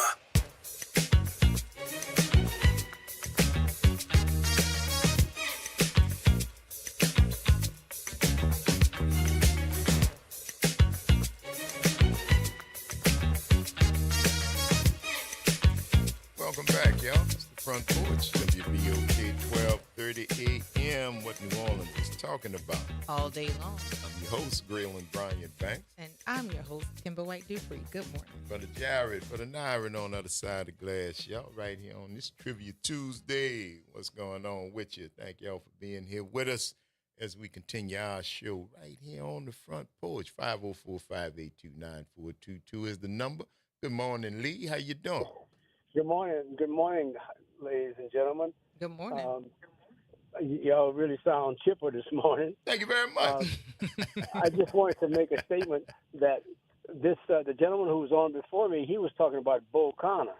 Bull Connor was the sheriff. Yeah, Sheriff Bull he's Connor. the one that that put the hoses on the people, and the police put the dogs on the protesters. Oh yeah, that was him. He was rotten. He wasn't no good. He wasn't any good. Nope. You know, George and Wallace was the governor. Bull Connor was the sheriff. That was the great state of Alabama. Yeah, the great state of Alabama, right? But this whole idea about people giving Trump the benefit of the doubt and talking about, you know, he's going to make America great again—that's a bunch of foolishness. You know, America has never not been great. It has presented opportunities for all of its people if we abide by the Constitution. But the problem is the Constitution was written for certain people, so they believe. And we will never have an equal chance unless we stand up and fight for the rights that were naturally given to us by God. We all have the right to life, liberty, and the pursuit of happiness. And I'd be damned if I'm going to let anybody take those rights from me or members of my family. Yes, sir. And the orange man can do what he wants. I dare him come walk up my driveway and talk about, you need to go pick some strawberries and potatoes and carrots. I got an answer for him, and it's not in the form of a okay. It might be another 2 words, but it won't be okay. That. Yeah, well, it'll be just like that, you know, because this is ridiculous, man. It's ridiculous, and I listen to these debates and people talking on CNN and Fox, and they have no rationale about themselves. They don't need any, Doc. The people who are backing them are fine with them not saying anything. They could talk. My man has a whole rally for hours and doesn't say anything, and people lay there and they eat it up. Yep, they eat it up. Yeah, I mean, and you know, let's be honest. Ignorance can be corrected. I consider myself a very intelligent, well-educated man, as many people are. And you will sit down there with the patience and the facts and give the facts to the people who don't understand, who profess another conclusion. But if you don't understand or if you don't want to accept the facts, then you are just stupid. And I believe my daddy said, when you're stupid, you're just stupid. Nothing you can do about that. That's all you. Your daddy sound like a wise man, because some things that ain't no explanation. You're stupid and you like being stupid. So go right ahead. You're satisfied with stupid. You satisfied with it. I never accepted my daddy's advice. Well, I accepted my daddy's advice, except for one thing I shouldn't have. And that was, I had a bully at school when I was a kid. And every day he wanted my milk money. Well, milk money was 3 cents for a glass pint bottle. Okay. A half pint bottle. And with another 2 cents, you could get a big cookie. So that was my 10-minute break to carry me until lunch. I got you. Well, this bully came up to me and said, "Give me my milk money." And I said, "I'm not giving you nothing." Well, I paid for it that day. I went home. My shirt was unbuttoned. I was roughed up. So my daddy told me, when you find a bully, you turn around and just haul off and punch him right on the nose. The next day, Donnell came up to me and said, I want my milk money. I turned around and punched Donnell right on the nose. Donnell fell down, and I took my eyes off Donnell. When I turned around, all the guys were saying, "Man, good. Donnell needed that because he'd been taking all our lunch money." Shit, between that and the time Donnell got up, Donnell turned me around and she beat the hell out of me. Yes, indeed. I told my dad, I got home, I said, "You was wrong." He said, "What happened?" I said, "Donnell beat the hell out of me." "But you said he was the biggest boy in the class." "Yeah, Donnell's the biggest girl in the school." Yes, indeed. Yes, indeed. But it don't sound like she kept you down too long. Sound like you ain't none the worse for wear, Lee. No, people don't fall for that milk and honey this man is selling. It ain't no good. It's Jim Jones poison. Yes, indeed. Yeah, thank you for that, Brother Lee. We appreciate you listening, man. All right, take care. Yes, indeed, man. Well, it only takes one person to stand up to a bully, and then other people get the courage. But the problem is we have problems with people actually being the one. Kamala Like la La la la la. la la la. Yes, indeed. Punch him in the nose. Yeah, We got company, honey? we do. Yes, we do. Yes, we do. I'm excited. Ladies and gentlemen, we told you earlier today that in a series of visits right here to the front porch, we are celebrating the Black Swans, and we are blessed and lucky enough to have them here with us one at a time over the course of this week. And today, our esteemed guest right here on the front porch is Ms. Lydia Abarca Mitchell. Miss Mitchell, welcome to the front porch. It is indeed a pleasure to have you here. Thank you for having me. Good morning. Good morning. It's so great to hear your voice again. And I have been sharing with our listening audience about the book maybe for about 3 or 4 weeks now. And there are a lot of people who are not aware of the contributions of other artists prior to the announcement of Misty Copeland being selected as the principal dancer for ABT. However, just to make sure that our audience is aware that there are pioneers that came before, not just her, but people who influenced you all, whose stories need to be celebrated. And so I'm so happy that you have accepted the invitation to visit with our listeners, and so that they can hear your stories and your experience. Thank you very much.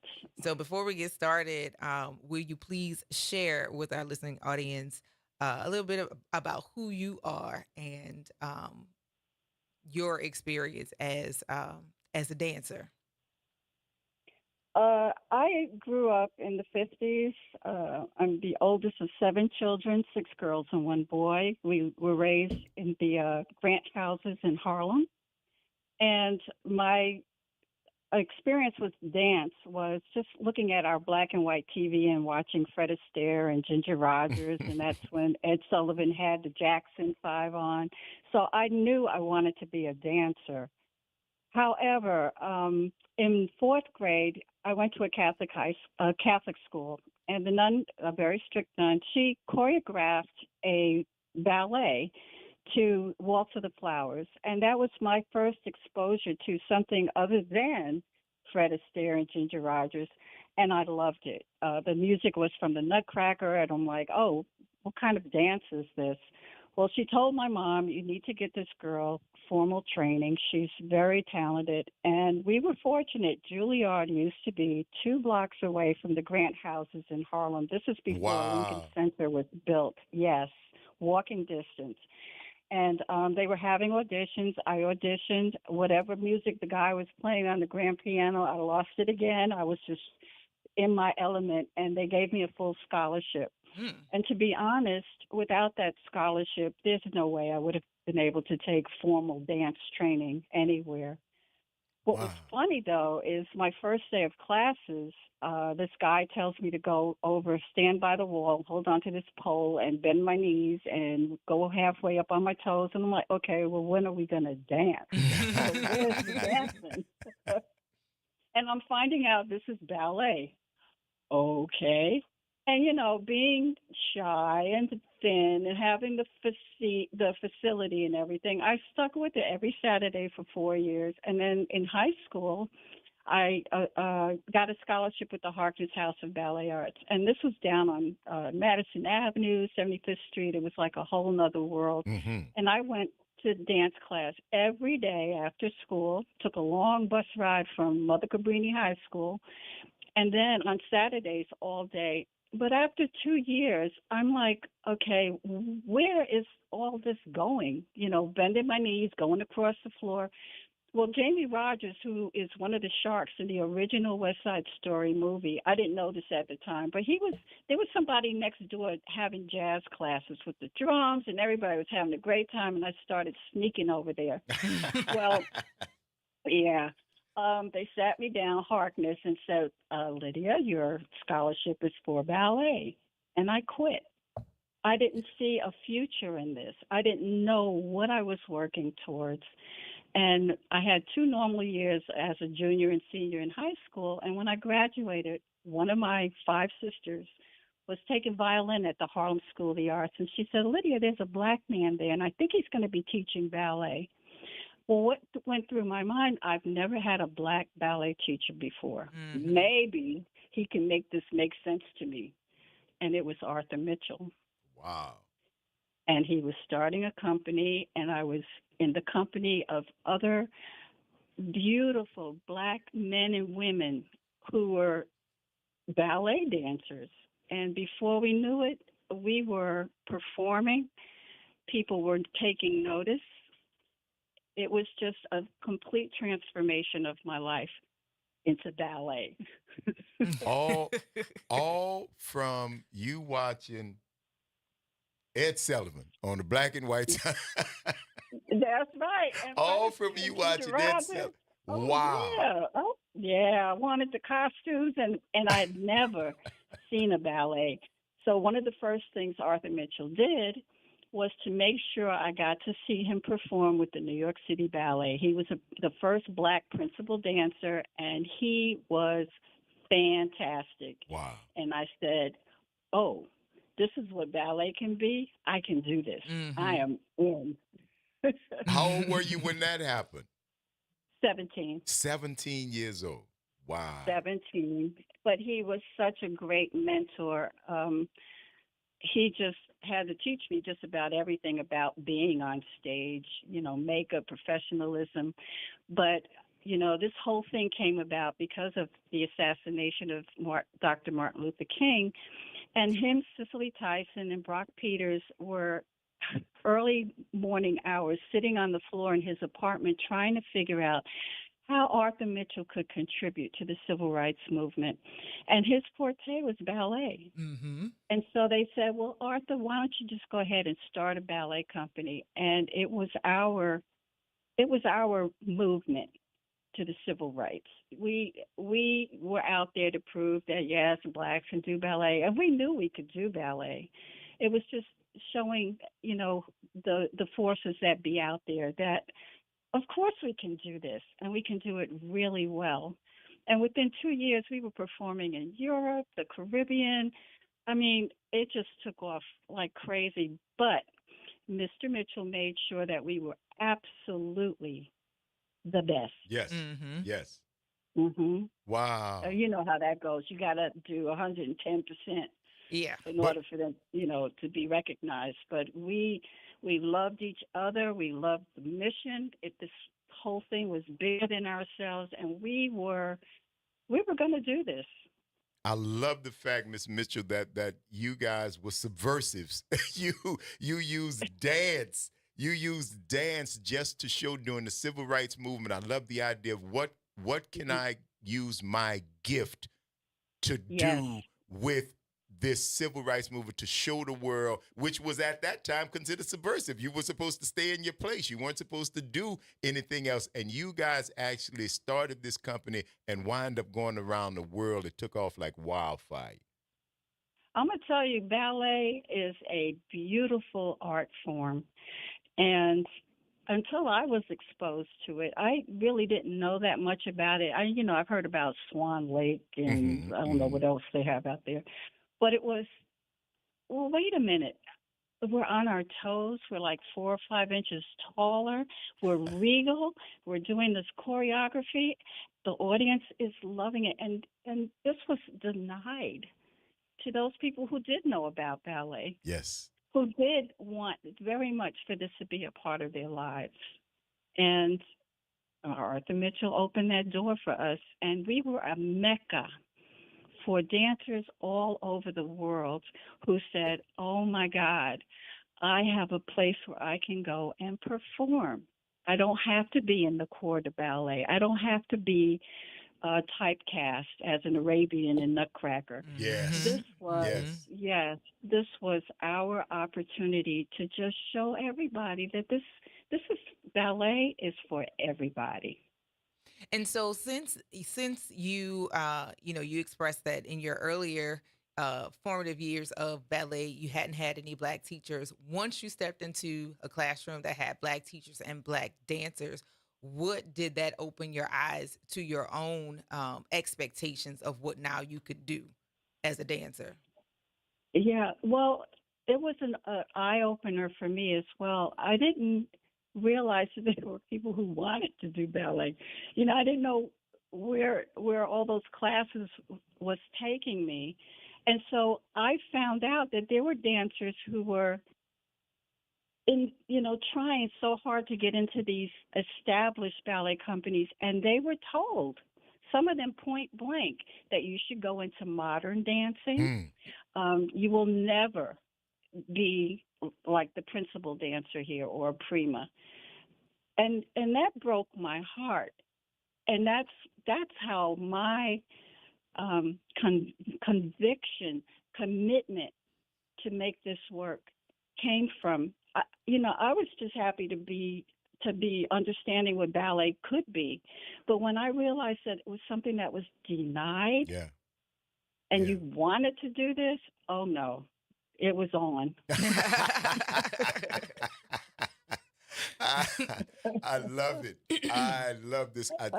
This story. I'm telling you, so many different layers in speaking to you and finding about the history, because there's so many similarities in what you've gone through as a dancer that everybody of color in this country can relate to. But yours is in the arena of dance, but it wasn't different. It was not any different than the struggle that other folks have. Did you find that to be the case? Oh yeah. Oh yeah. And and Arthur Mitchell, what a visionary.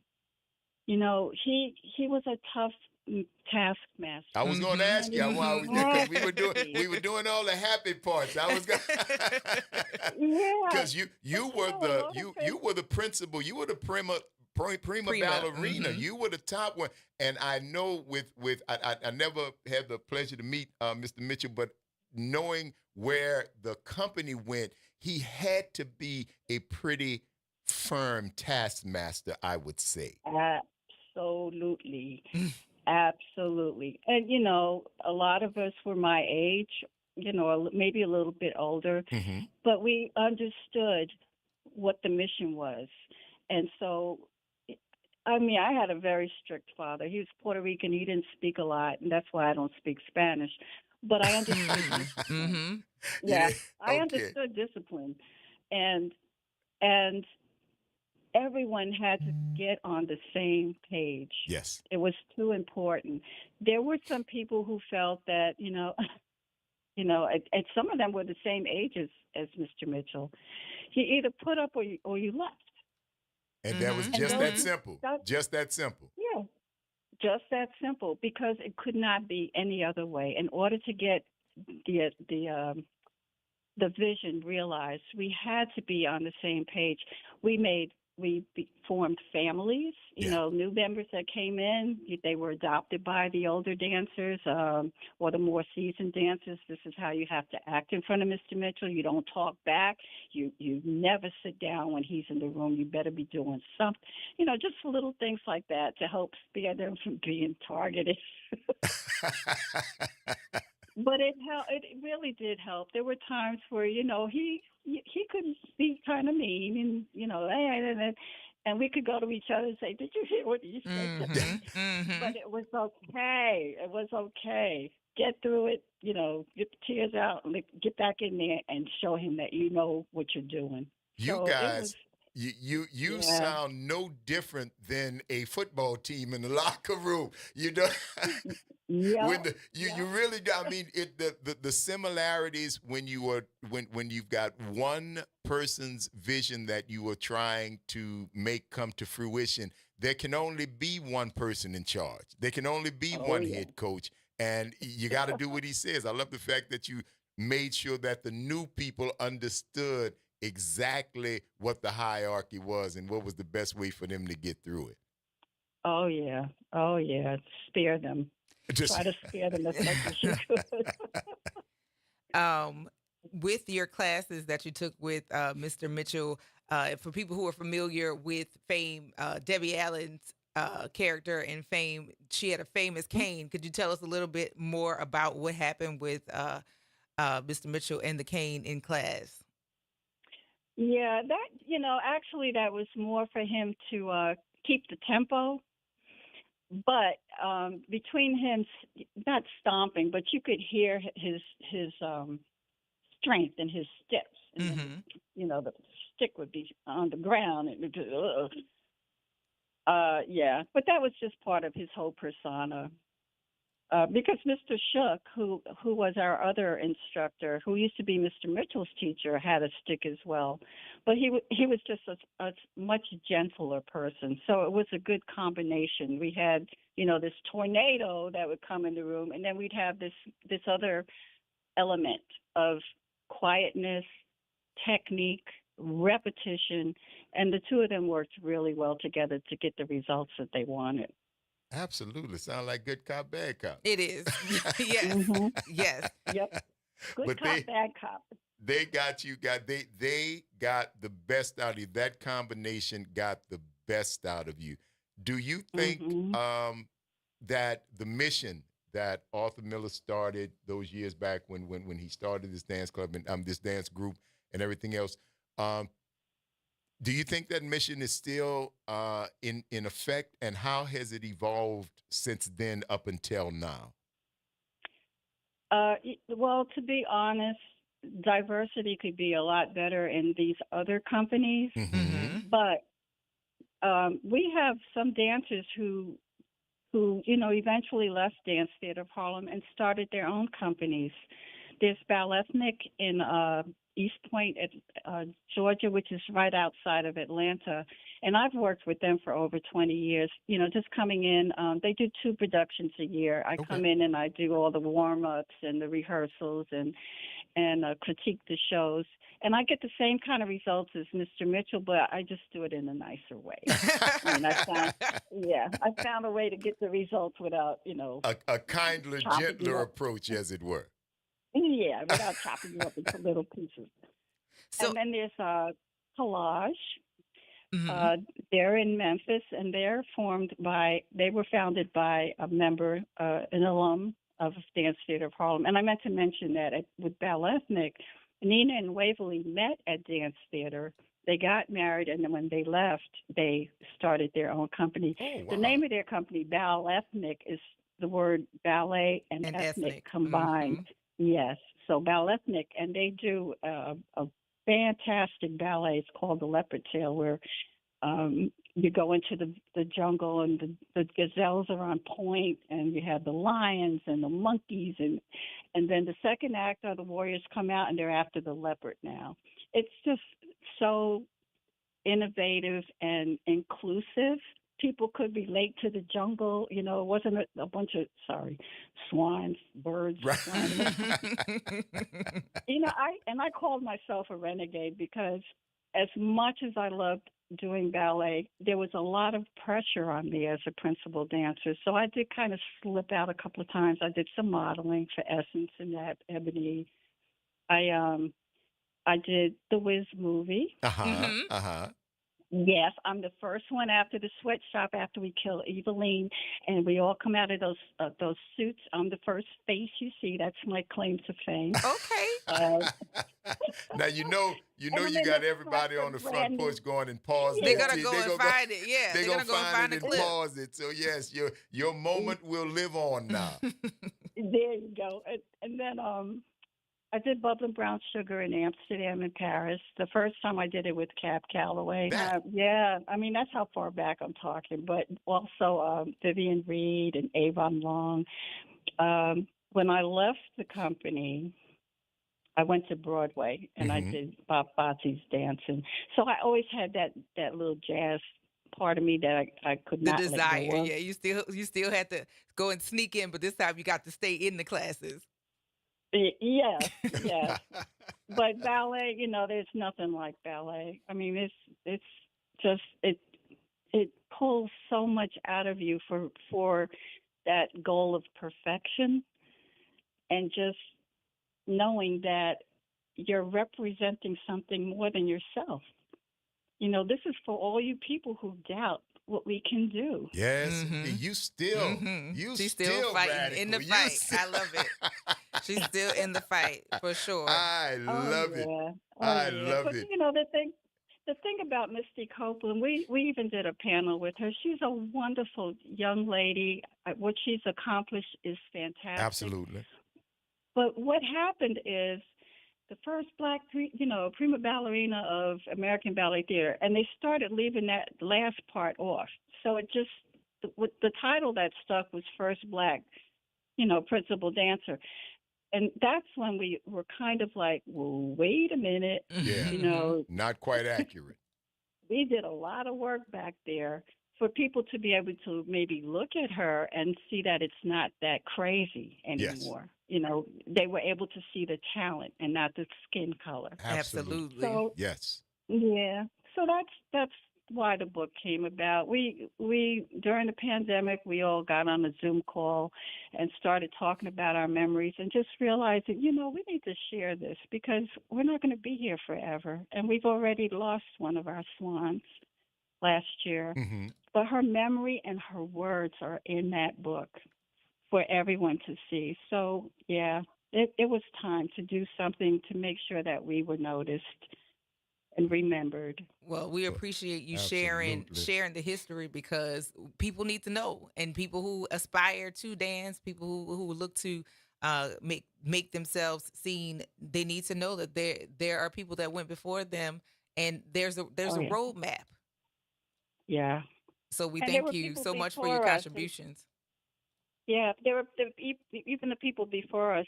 We don't take anything away from them for acknowledging that we're standing on their shoulders as well. Janet Collins, Raven Wilkinson. It's all inclusive. Yes, it is. Yes, it is. Mm-hmm. Lydia Abarca Mitchell, thank you so much for spending a little bit of time with us here on the Front Porch. You are greatly appreciated. We look forward to Friday when we will be speaking with the entire group. We have included the book, The Swans of Harlem, as part of our book club here on the Front Porch. And you, madam, have an open invitation to visit us anytime you are here, anytime you have anything going on. You've got family here. All you have to do is call. Oh, thank you so much. Love you guys. Love you back. You so be much. safe. Love you right back. Take care. Bye-bye. Bye-bye. Bye-bye. It's the Front Porch, y'all. WBOK 1230 AM. What New Orleans is talking about. All day long. Don't go nowhere. We're going to take this quick break, but we're going to see you on the other side of it.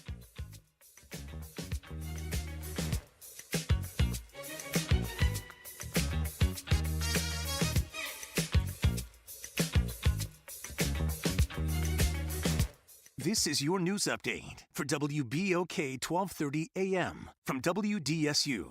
For all your news and weather, watch WDSU News, New Orleans' leader in live, local, late-breaking news. Today at noon and 4 p.m. We're off to a very steamy start. We'll see a few coastal showers. In the afternoon, though, scattered showers for the rest of everyone else. Not everyone will see it. We do have about a 30% chance.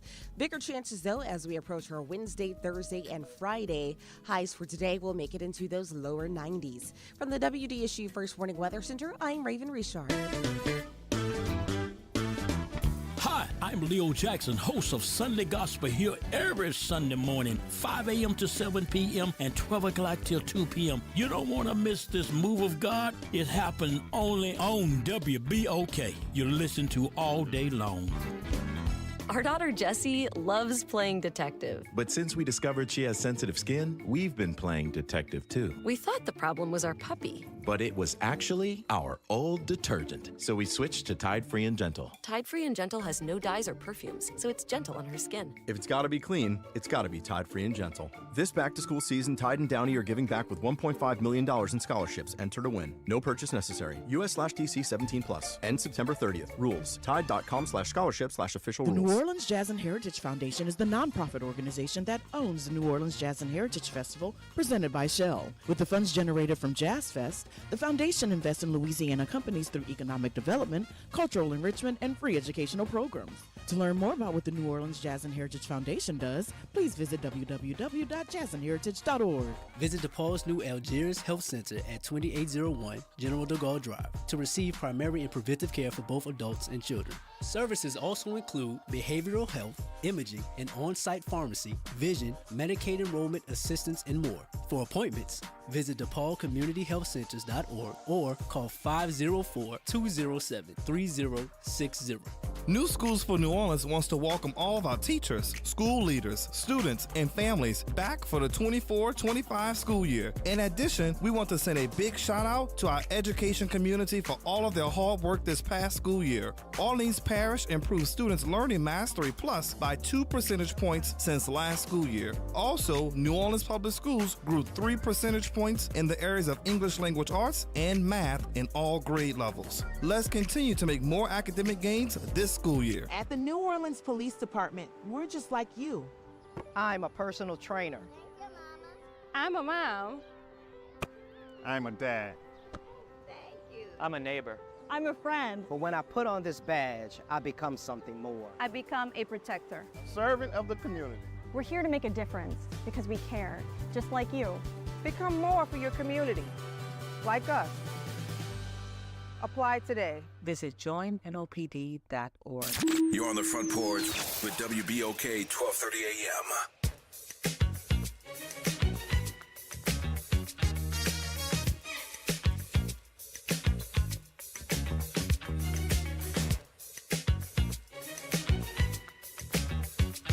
Welcome back, y'all. It's the Front Porch, WBOK 1230 AM. What New Orleans is talking about all day long. I'm your host, Graylin Bryant Banks. And I'm your host, Kimber White Dupree. Brother Jared, Brother Nyron on the other side of the glass, bringing it to you right here on the Front Porch, continuing our broadcast. Once again, I hope you were here for that interview because it was a good one. It really was. It was a good one.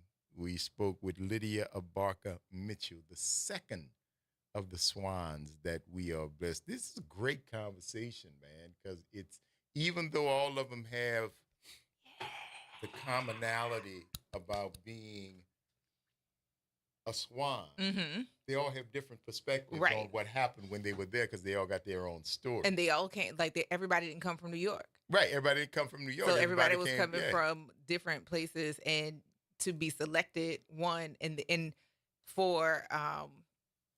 for your experience to have come from Juilliard to the Dance Theater of Harlem and then find out that somebody who was interested was being denied, but it's like, how can you be denied? And I've already done this. This doesn't make any sense.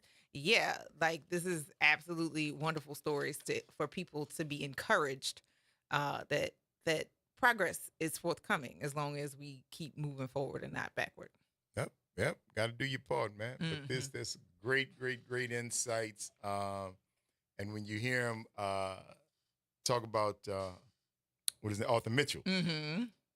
Arthur Mitchell, you know, I think he's like Ike Turner. Yikes. Like Joe Jackson. That's a good comparison. Like Bobby, like Bobby Knight. Like Madden, who was the coach the owner was in Oakland. Al Davis. When guys are driven to make you the best, they often are not nice. But when you look at the results, then you're like, okay, I see how that happened. Because the results speak for themselves all the time. It's the Front Porch, yeah. WBOK 1230 AM. What New Orleans is talking about. All day Bella long. Caroli, There you the go. tennis coach, him too. Forgot about Gymnastics. that guy. Gymnastics Yes, coach. Yeah, Nadia Comaneci. Comaneci. Bella Yes. Caroli had that kind of reputation. But she was she was a beast. Oh, you got to know it. Don't go nowhere, y'all. We're going to see you on the other side of the break.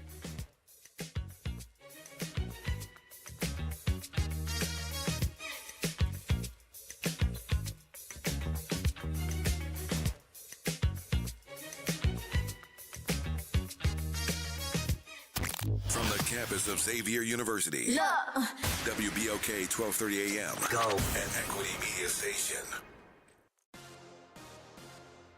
I'm Mike Moore. Here's the latest from the Black Information Network. Israel says its forces have rescued a hostage held by Hamas. The rescue happened as part of what officials described as a complex operation in southern Gaza. Hamas is believed to still be holding more than 100 hostages who were taken during the October 7th attacks on Israel. Former President Donald Trump is warning that World War III might erupt soon, and he told the National Guard Association in Detroit, Michigan yesterday that he's the best candidate to prevent it. Sean Diddy Combs and his legal team are asking a Miami-Dade judge to drop a sex assault lawsuit against him from an ex-employee, music producer Rodney Lil Rod Jones. The African-American media mogul claims the lawsuit contains blatant falsehoods. And that's the latest. I'm Mike Moore from your 24/7 news source, the Black Information Network, and BINnews.com. This news report is brought to you by New Schools for New Orleans. New Schools for New Orleans wants to welcome all of our teachers, school leaders, students, and families back for the 24-25 school year. In addition, we want to send a big shout out to our education community for all of their hard work this past school year. Orleans Parish improved students' learning mastery plus by 2 percentage points since last school year. Also, New Orleans Public Schools grew 3 percentage points in the areas of English language arts and math in all grade levels. Let's continue to make more academic gains this school year. You're on the Front Porch with WBOK 1230 AM.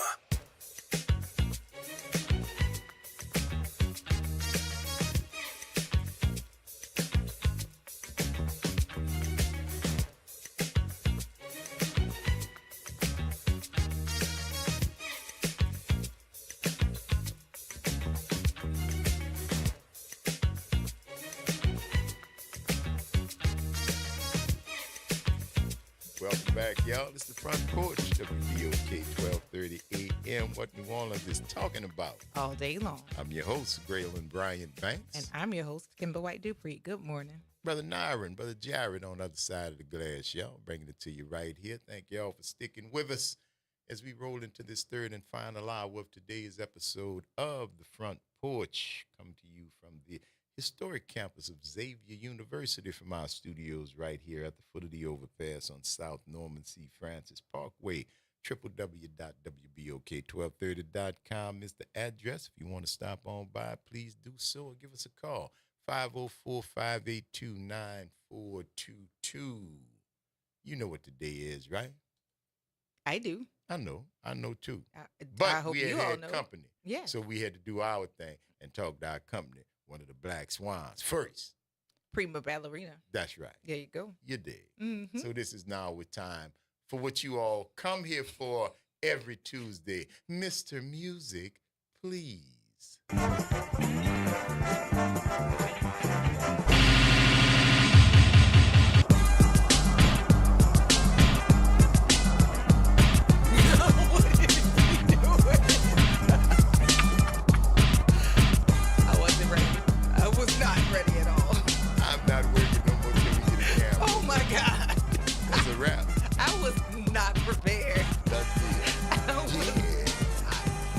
Y'all know what time it is. Ooh, boy. Your medulla and your oblongata loves when that song cranks up. Mm-hmm. Because it gets the synapses to firing, getting your brain to start working well, because you all realize that it is right now Trivia Tuesday. Mm-hmm. Right here. And this one should be very easy for our listening audience, because in the thick of things right now, they should be able to just pluck these answers right out of their minds and their current memories, because it's happening right now. Mm-hmm. Not right now, but right now. Rats. Yeah. There you go. Mm-hmm. Now, what we are looking for in today's episode of Trivia Tuesday is the top 10 social media problems. What can happen if you be on social media that can cause you some consternation, some problems to get your anxiety levels up? What is the dark side? Mm-hmm. of the social media. Top 10 things that happen on the social medias that are bad. And it's happening right now. It's happening right now. It Yes. happens every day. It's going on as we speak. For sure. It's going on as we speak. 504-582-9422. Should you wish to venture a guess at our trivia question? Mm-hmm. Where you at, Chuck? Checking in from Monroe, our Louisiana Yankee. Yeah. Got in there with us. Love to see you, man. Grace to say, great interview. Thank you, ma'am. And Cam said, got to watch the Wiz again. We knew it was coming. We knew it was coming. For sure. We knew it was coming.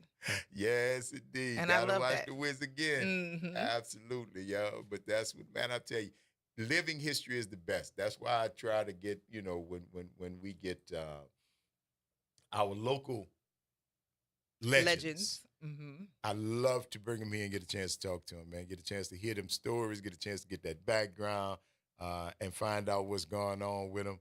Oh, it's a beautiful thing. Mm-hmm. It's a beautiful thing. It certainly is. 504-582-9422. Hey, Pamela, what's happening with you? Good morning, Front Porch family. How Good are morning. We are well, Doing love. well. How are you? I am wonderful. Thank you, the Lord, for Jesus. I just thank God to see another day. Amen. Amen. Yeah, I was thinking the highly charged political debates that's going on social media. I don't do social media, but that's my guess. What is your guess?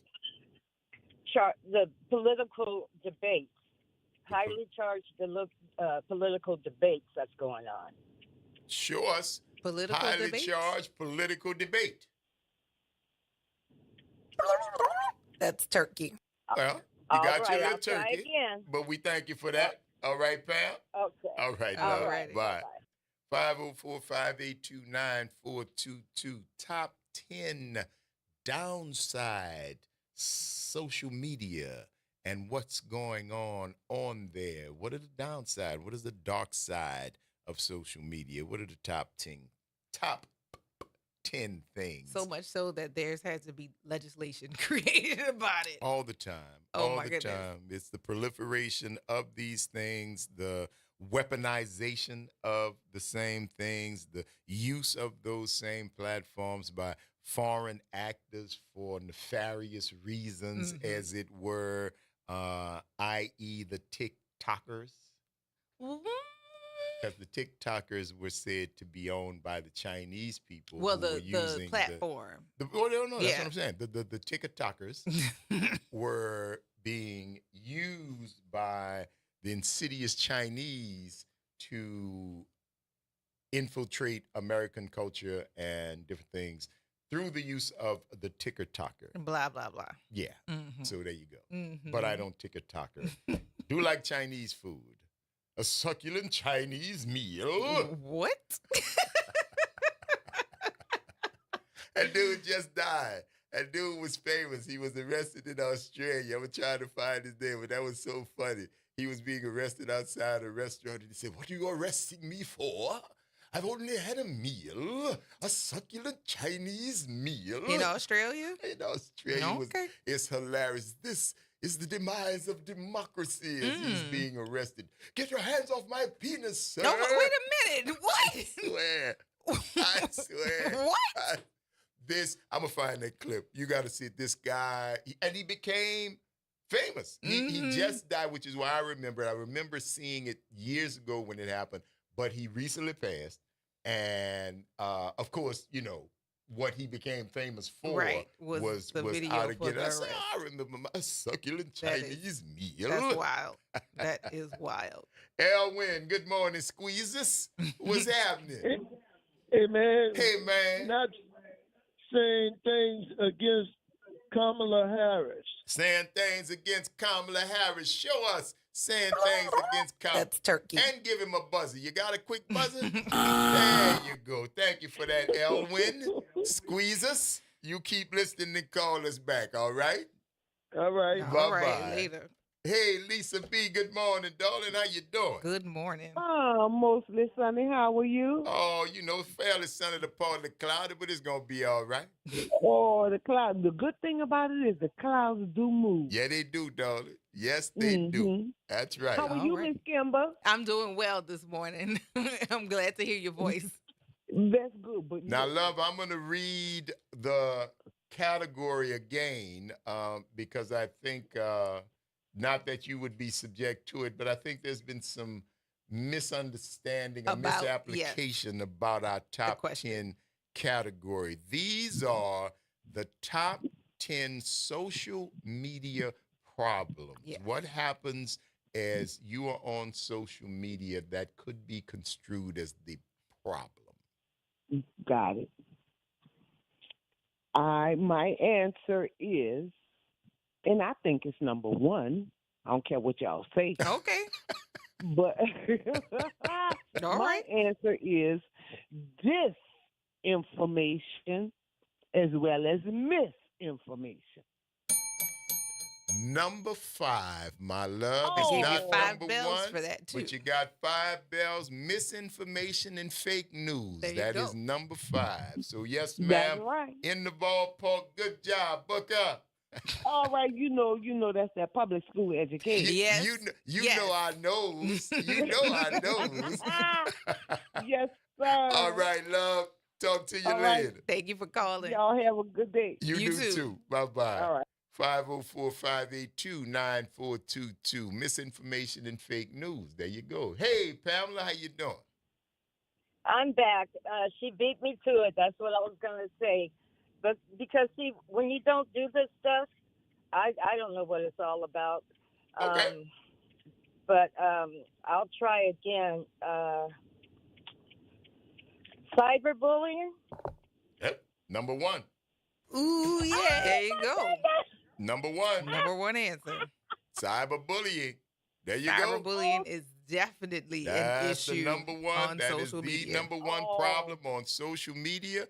Cyberbullying. Keyboard gangsters. Keyboard I didn't hear gangsters. my Kimber. Oh, yeah. There you go. Here it is. Ooh, yeah. There you go. Yeah. Oh, y'all done made my day. I'm not calling back. I'm number 1. All right, family. Yeah, you're right. Have a good one. You take care. All right, Later. you too. Bye. Well, I'm so glad that non-vocal amusement gave Pam some satisfaction. Cyberbullying. Yeah. Number 1 answer in the top 10 problems of social media. Yes. Cyberbullying. Number 5 was misinformation and fake news. 504-582-9422 is the number. There are 8 more answers in the top 10 social media problems. Anisha, how you doing? Good morning. Alicia? Hello. Uh-oh. We have lost you. Please call back. Please call us back Yes. if you get the opportunity to do so. 504-582-9422. We are looking for the top 10 social media issues. And cyberbullying, man, there was one case where this girl was found guilty because they said that she literally convinced a boy to kill himself. She kept threatening him and telling him that he wouldn't do it, that he was a coward, that he ought to just do it and different things. And the boy killed himself. It's multiple incidents of cyberbullying that people have been found guilty of influence, especially when you get other people to join in on it, like regular bullying. That died? Right? People died? Yeah, Yes. people I had only heard about that one. Where I the dude want to say there actually was a local case killed of a himself. black girl who killed herself over being bullied online. Yikes. Yeah, no, there's been multiple cases. I know the case you're speaking of, but Yeah, because that girl just was evil. They sent her to jail. I was loving the fact they sent her to jail. They need to send her to jail. You need to stab me. You're just evil. 504-582-9422. What's going on, Josh? What's happening? You got it, Daddy-o. No, What not say be number you, one on my your friend? list. But like I told you, I'm gonna take Jazz's spot on this. Somebody gotta do it if he ain't there. Oh, but I think the number one problem is we don't have enough women on social media telling us about Mama's Little Helper. Actually, we there are need more enough women to tell us. I think you can about find them on Mama's Little Helper. OnlyFans or Twitter. That's not social media, kid. Or Twitter. Twitter is social media, and as is OnlyFans. Yes, they're enough. Kimber, we need someone to give the information. Show us a lack of discussion about Mother's Little Helper. That's turkey. Don't They're say enough. mothers because it sounds like an older person. Say mama. There's enough. Mama's Little Helper. Come on, Kimber. Mama Little Helper. All right. Go look on TikTok, OnlyFans, Twitter. All of the porn related or self assisting devices. I'm sure there's plenty of it. That's enough. It is a part of a relationship, Kimber. This is not porn. I'm trying to help people stay together. Get off my line, Josh. Josh, you're doing God's work, my friend. I know. Continue. I know. Vaya con Dios, mi amigo. We'll talk soon, all right? Bye. Bye. I think we have started a whole new thing with Mother's Little Helper. Lord Jesus. Throw it away. Throw it away. And if you do throw it away, take the batteries out. Because it is very embarrassing. I was in the line. That actually happened to a lady in the airport going through the thing.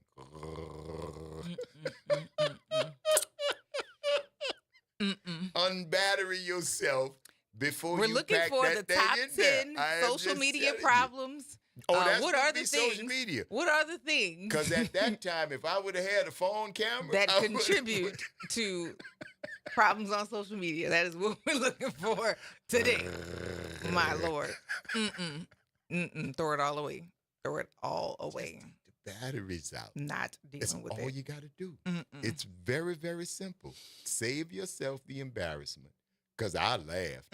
I laughed. What was I supposed to do? Ignore it? It's buzzing. I mean, anytime you go through your luggage being checked, what is it called? Luggage check. No, that's not what it's called. TSA? TSA, well, let's call it TSA. All right. Anytime you go through the screeners, that's what it is. When you go through the screeners, there's a whole lot of stuff that'll come out of people's luggage. I've seen condoms be like displayed as the people are going through. You took out my condom. That's not, I don't have a problem with that. You going through people's luggage, there's something in there But for it's people. not metal or bomb related. Why are you pulling out They still will go. They will party dig pack of through. condoms? There are a myriad of things that you'll see being pulled That out of lady people's luggage. Implement. But I was activated. definitely saw. That's why she like got popped. She didn't not just a roll of condoms, but like a whole spread of condoms. Like, what is this, sir? And everybody's looking and going, "Oh, okay, well, you're gonna have fun." Was the lady like on... 6 at the TSA? We don't know what this is. It was a guy How many who children did it. you got? It was a guy who did a it. A dude that didn't know what. Okay, well, I ain't got no more questions. Fella. Whatever. Yeah. That's just either way, regardless of what you're going through during the screeners, you can have which is why they made her open her bag. Because if you got something in your bag and it's just being x-rayed, only the screeners will see it. If you can have whatever you want, as long as it's not activated. But when it came through and your bag was, they made you open it up. And when you open it up, everybody saw pinky. If you get chosen or selectively chosen as a person, they'll go through your stuff. So maybe check those items. I don't know. Maybe check those items. Always have a check bag. Then you don't have to worry about. Yeah, what I'm telling you, you've got you don't have to worry about people items. going through your things in front of everybody. Yeah, you got personal items. Put them in your checked luggage. Now they might go through your checked luggage too, but ain't nobody. And nobody else looking, sees it just and identifies who belongs to. Look at the guy. Look at the lady who has the. Look at the guy who has the. It's put it in your checked luggage. Put it in your checked luggage.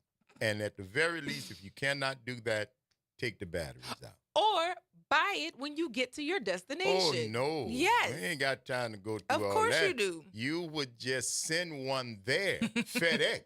I wouldn't go out and try to be buying one. If you got a favorite, just FedEx it up to the hotel under your name, incoming guest, and it'll be there waiting for you. Lord have mercy. And you can bring the batteries in your car. Oh, my.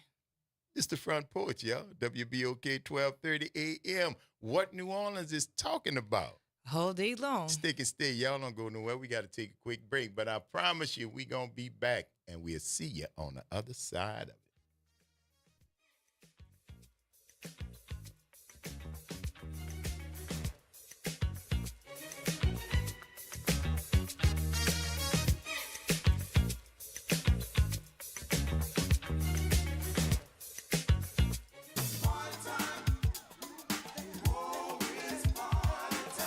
That's right. It's party time each and every Sunday night at 7 p.m. on WBOK. It's the Throwback Throwdown with DJ Wick as he brings you the best in old school from the 70s, 80s, 90s, and the early 2Ks. Plus, the party goes to another level at 9 p.m. with the Throwback Throwdown Party Mix to round out the night. It's the Throwback Throwdown Sunday nights at 7 p.m. on WBOK 1230 AM and on the World Wide Web at WBOK1230.com.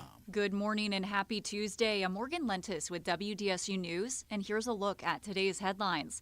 Happening today, a former NOPD officer accused of forcing a 17-year-old to strip out of his clothes is expected to go before a judge. Court records allege Tyler Sirois contacted the teen multiple times on a private cell phone number and showed up at his house in uniform.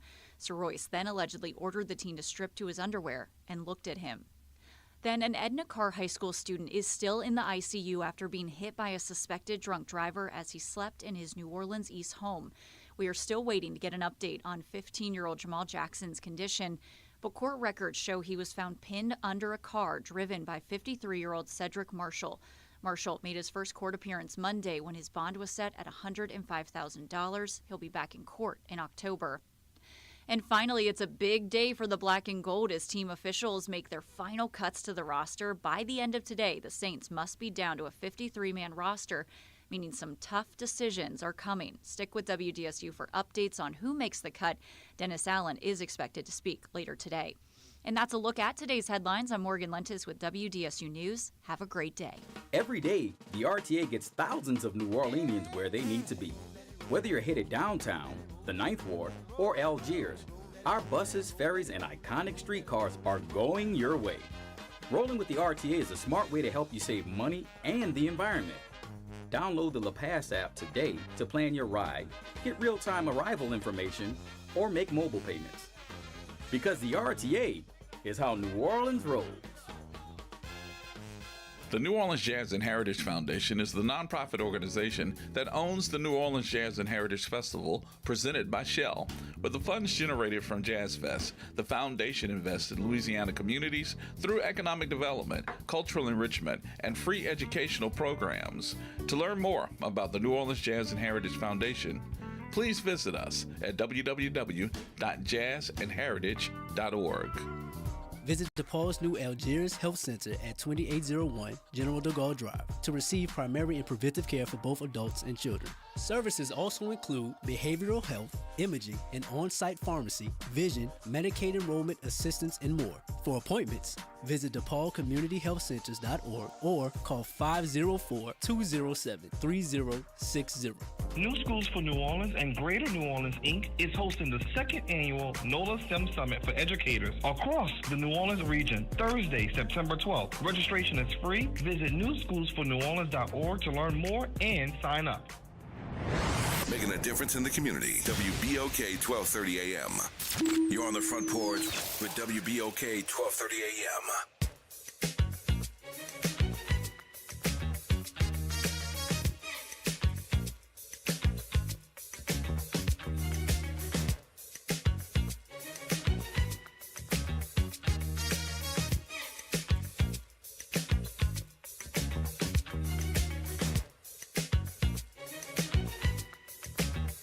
Welcome back, y'all. It's the Front Porch, WBOK 1230 AM. What New Orleans is talking about. All day long. I'm your host, Graylin Bryant Banks. And I'm your host, Kimber White Dupree. Good morning.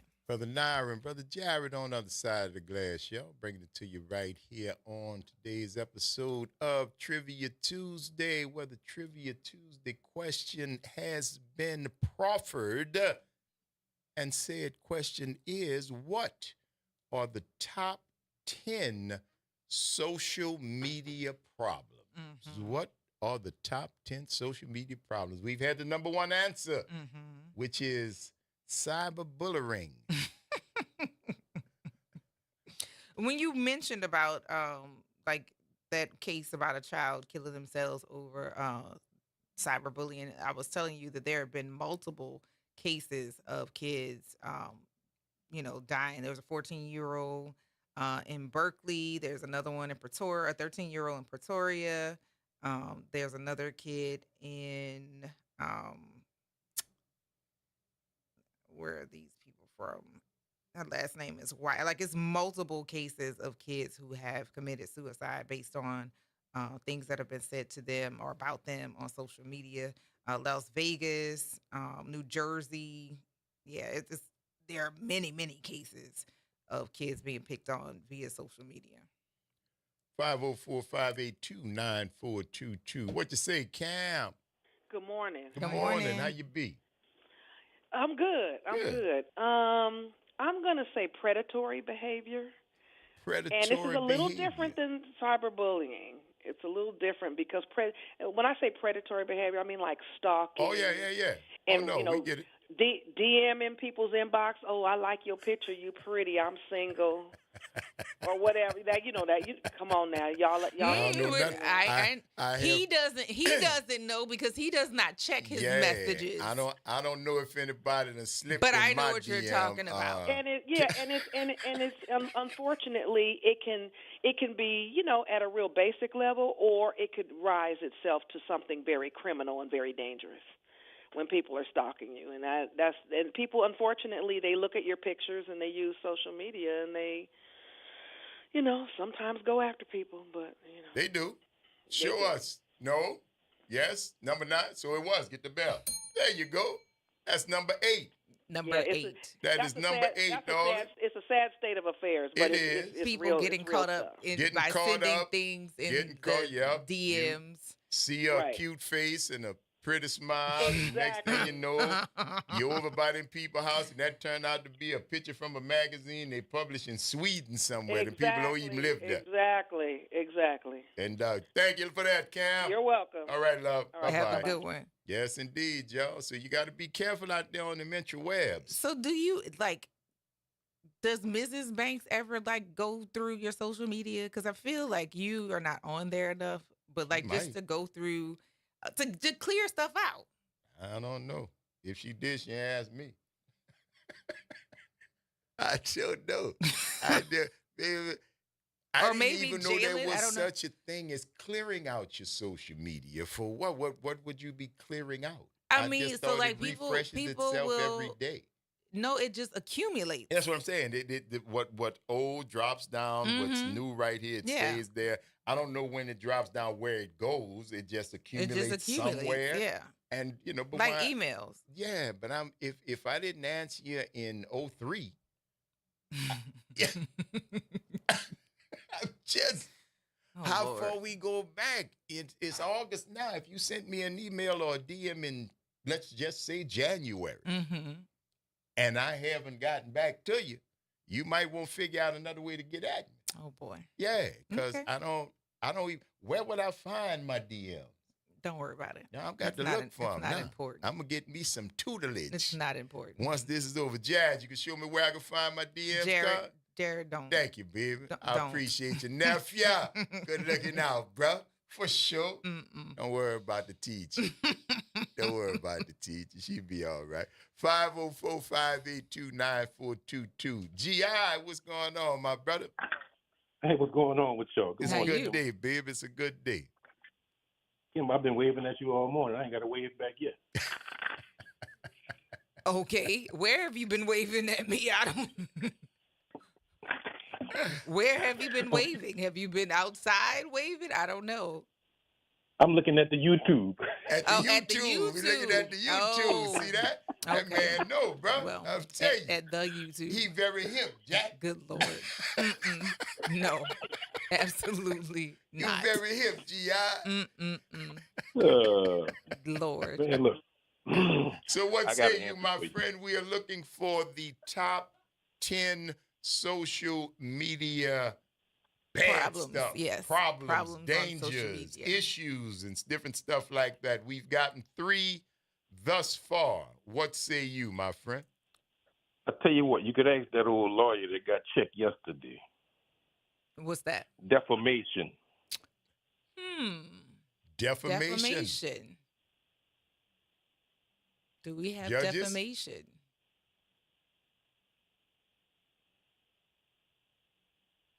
Hold on one second, G.I. Oh, well, no, you got me. Yeah. And that's a wrong answer, yes? No, that's close. It's close. Yes. It's close. The answer. bit-the-bit-dee-doo is Yes. close. Mhm. Gotcha. See, I got to give me a little list on there, G.I., because I don't be knowing what's See happening. why I said don't even bother, Jared? Don't worry. Yeah, you might as well give me a turkey. You want one? Yeah. Hold on. That's turkey. Thank you very much. You asked what you got it on. All right.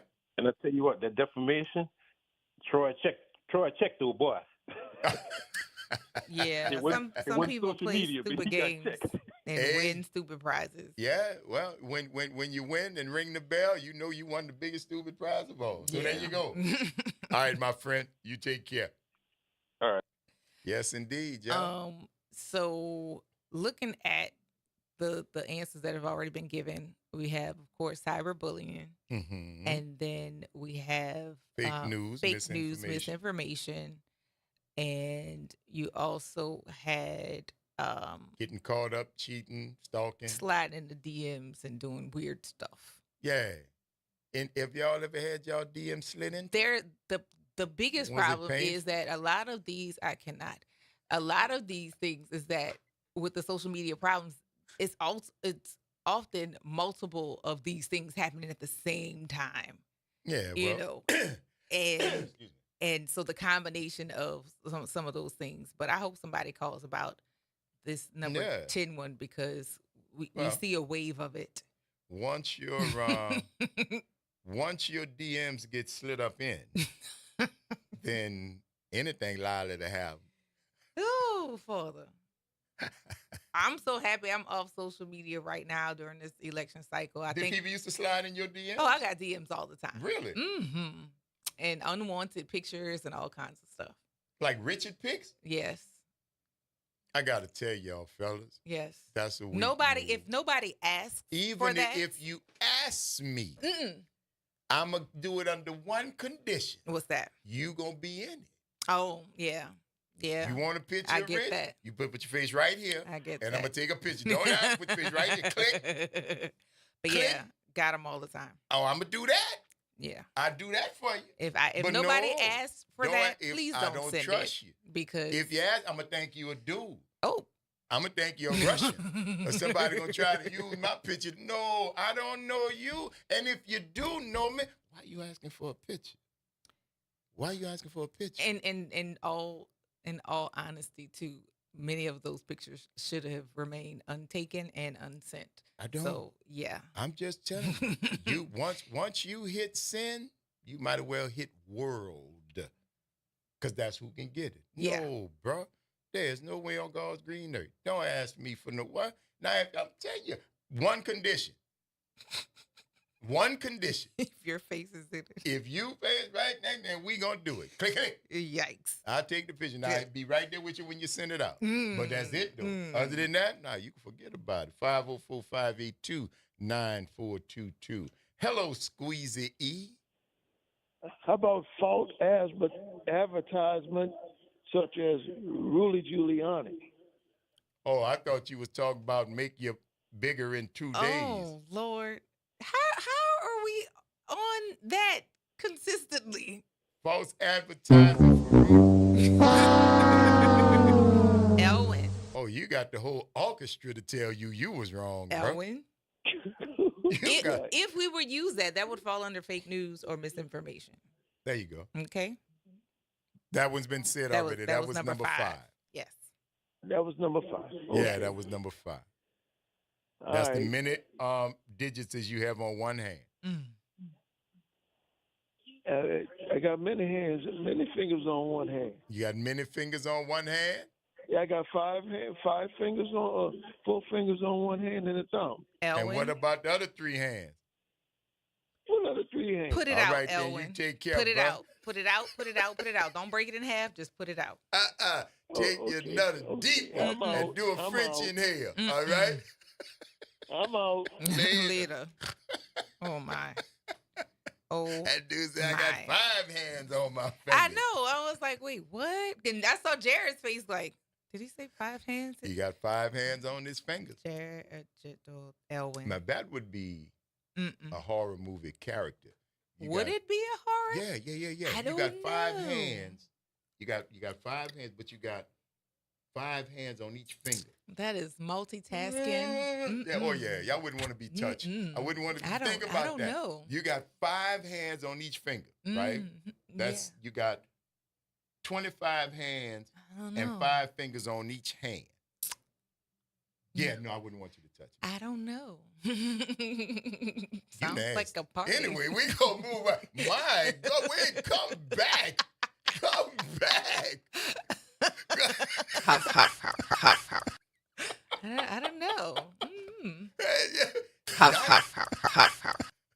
Maybe that's something to explore. Yeah, I guess it is. Yeah. I just multitasking. That would, baby, you'd be multi. Hell, that would be the goal. That would be the goal. I ain't mad at you. Goal. I just would see most times I'd want to watch, but I wouldn't want to watch that. That's that's horror movie. I don't know. Yeah. But I ain't mad at you. You let me know how it turned out. Lord have mercy. You let me know how it turned out. I surely is curious. Y'all let us know, y'all. We looking for the top 10 most viciousness that happens on the social medias. What is the bad things? Number 1 was cyberbullying. Number 5 was misinformation and fake news. Number 8 was getting caught up stalking, cheating, getting all your business out there in the streets. What else y'all do on the social medias? You had a lot to sit and watch during COVID. There were many of them. I'm wondering why somebody hasn't called with number 10. Yeah. Because during COVID, well, even before COVID, you got waves of them. That's right. So let us know, man. Yeah. Let us know, because we curious as to know whether or not y'all know, and somebody needs to do something to redeem yourselves about that moving Monday debacle yesterday. Oh my God, that was horrible. Yeah, that was horrible. Yeah, we only had one clip, and it was played twice. Yeah. So yeah, a debacle. That was awful. And they wouldn't even let y'all know what the answer was. They felt so bad yesterday. Well, y'all made them so bad. Y'all just wouldn't even tell you that. We can use it again. It's gonna be recycled. I hope y'all know. I hope y'all know. Let us know if you got an answer to the top 10 social media problems. 504-582-9422. What is it about them FaceTimes and Instabooks that just makes making up stuff now? Facegram and Instabook, and y'all the rest of them, Tweeter Talk or who that is. Oh my! You know. Oh wow! Okay. Chewy from the what? From the Chewy 9? from the Shy. Chewy from the Shy. Okay. Chewy from the Shy. What's up, Chewy from the Shy? What's going on? I don't know, baby. How you? I figure you gonna let us know in a minute, though. I'm good out here. For sure. So you got an answer for our Trivia Tuesday question? You know what the question is? I do. I'm going to go with catfishing. You going to go with catfishing. You going to go with catfishing. Catfishing is, in fact...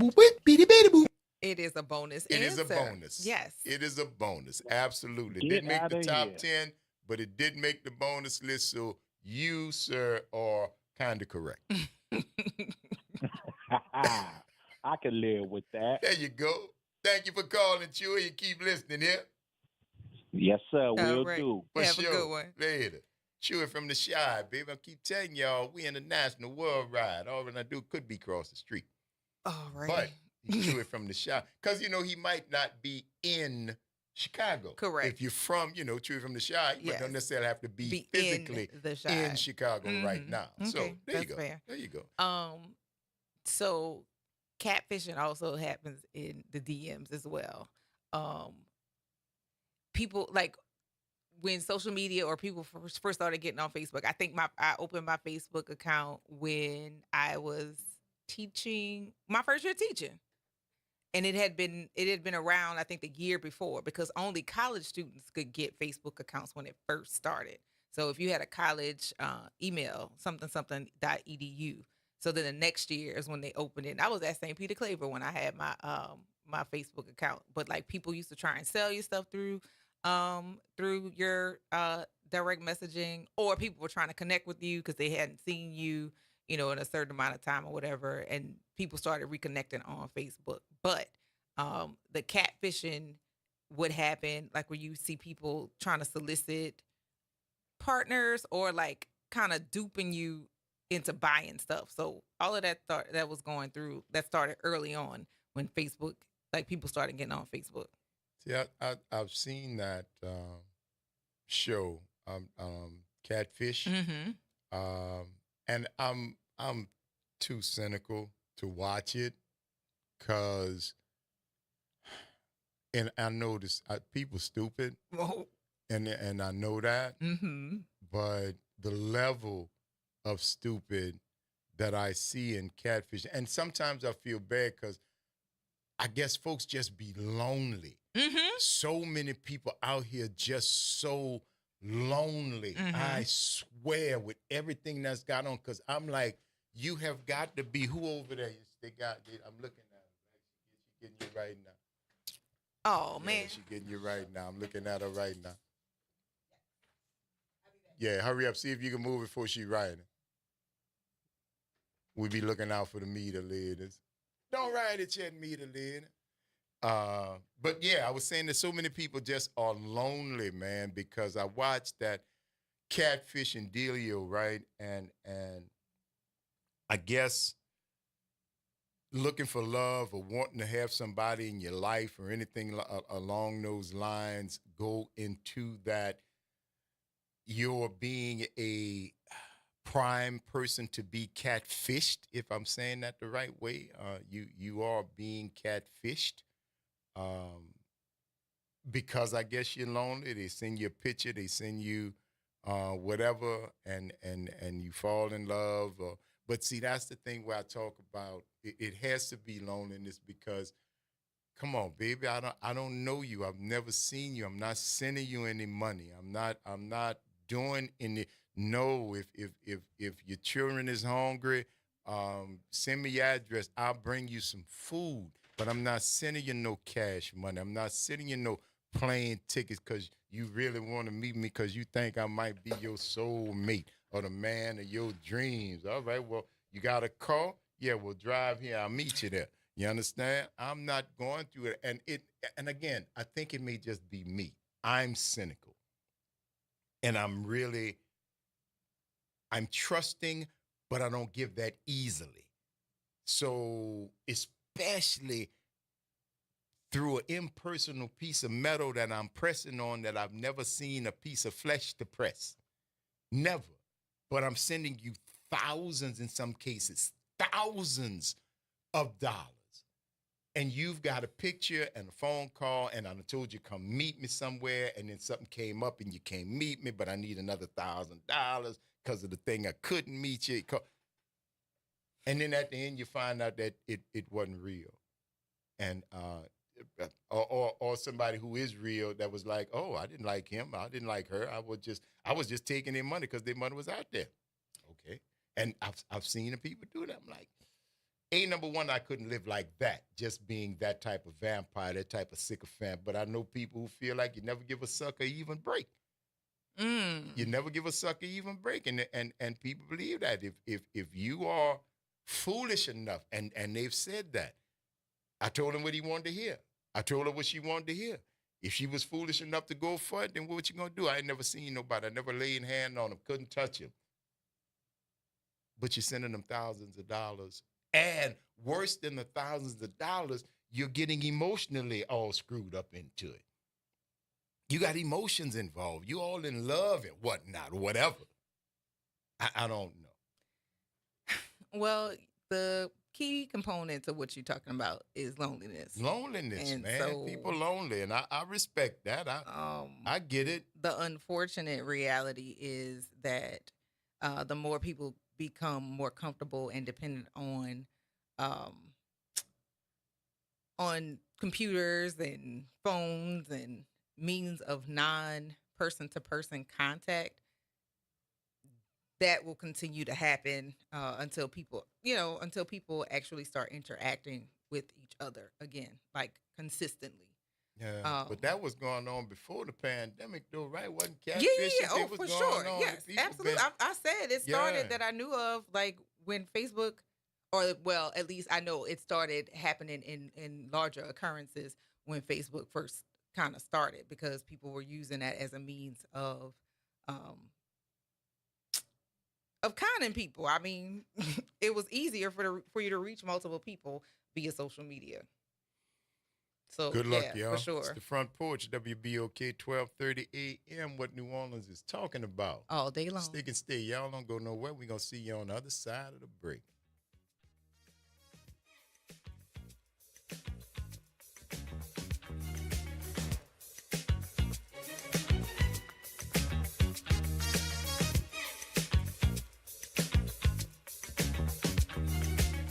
This is your news update for WBOK 1230 AM from WDSU. For all your news and weather, watch WDSU News, New Orleans' leader in live, local, late-breaking news. Today at noon and 4 p.m. We're off to a very steamy start. We'll see a few coastal showers. In the afternoon, though, scattered showers for the rest of everyone else. Not everyone will see it. We do have about a 30% chance. Bigger chances, though, as we approach our Wednesday, Thursday, and Friday. Highs for today will make it into those lower 90s. From the WDSU First Warning Weather Center, I'm Raven Richard. Hey, New Orleans, Tavis Smiley here, inviting you to join me each weekday evening at 7 p.m. right here on WBOK 1230 a.m. for the Tavis Smiley Show. You can expect great guests and getting the answers you need to know. It's the Tavis Smiley Show on our new home in New Orleans, WBOK 1230 a.m. Tavis Smiley. Ranked number 45 on the Heavy 100 list of the 100 most important radio talk show hosts in America. Hey, checking in? This is not just your flu shot appointment at Walgreens. Yes. Yeah. This is getting your entire family vaccinated in one trip. Hey, Mom? And a snack on the way out. Get flu shots for everyone in your family, together. Schedule appointments online today. This is wellness made easy. Walgreens. Vaccine subject to availability and for ages 3+. State and health-related restrictions may apply. Every day, the RTA gets thousands of New Orleanians where they need to be. Whether you're headed downtown, the Ninth Ward, or Algiers, our buses, ferries, and iconic streetcars are going your way. Rolling with the RTA is a smart way to help you save money and the environment. Download the La Pass app today to plan your ride, get real-time arrival information, or make mobile payments. Because the RTA is how New Orleans rolls. Greetings, WBOK family. This is Jason Clark, host of United Way and You. Be sure to tune in next Thursday at 12 p.m. when we'll be speaking with Melanie Richardson, co-founder and executive director of Training Grounds, a United Way funded partner. The topic will be the We Play, We Connect Family Resource Hub. Please tune in if you're able. Until then, we only have one life to live, so live United. Why choose a Sleep Number smart bed? Can I make my side softer? Can I make my side firmer whenever I want? Can we sleep cooler? Sleep Number does that. Cools up to 8 times faster and lets you choose your ideal comfort on either side. 94% of Sleep Number smart sleepers report better sleep. And now, during our biggest sale of the year, save 50% on the Sleep Number limited edition smart bed. Plus free home delivery on select smart beds when you add any base. Ends Labor Day. To find a store near you, visit sleepnumber.com. WBOK is pleased to announce the reboot of Crosstown Conversations with host Gene Nathan. A heightened focus on cultural entertainment events and the creators who present them. The new time is now Saturday at noon. Tune into the stories of our exploding creative scene with Gene Nathan, on Crosstown Conversation. New Orleans, this is Jamar McNeely, Chief Executive Officer of Spinola Charter Schools. I'm excited to invite you to an incredible event you don't want to miss. The NOLA Love, Inspiration, Advocacy Rally featuring legendary Bishop T.D. Jakes. Join us on September 6th at 10 a.m. at Xavier's Convocation Center as we come together to uplift our community, inspire change, and advocate for the future of our youth. This is your chance to be a part of something truly powerful. RSVP now at inspirenolaschools.org. We'll see you there. You're on the Front Porch with WBOK 1230 AM.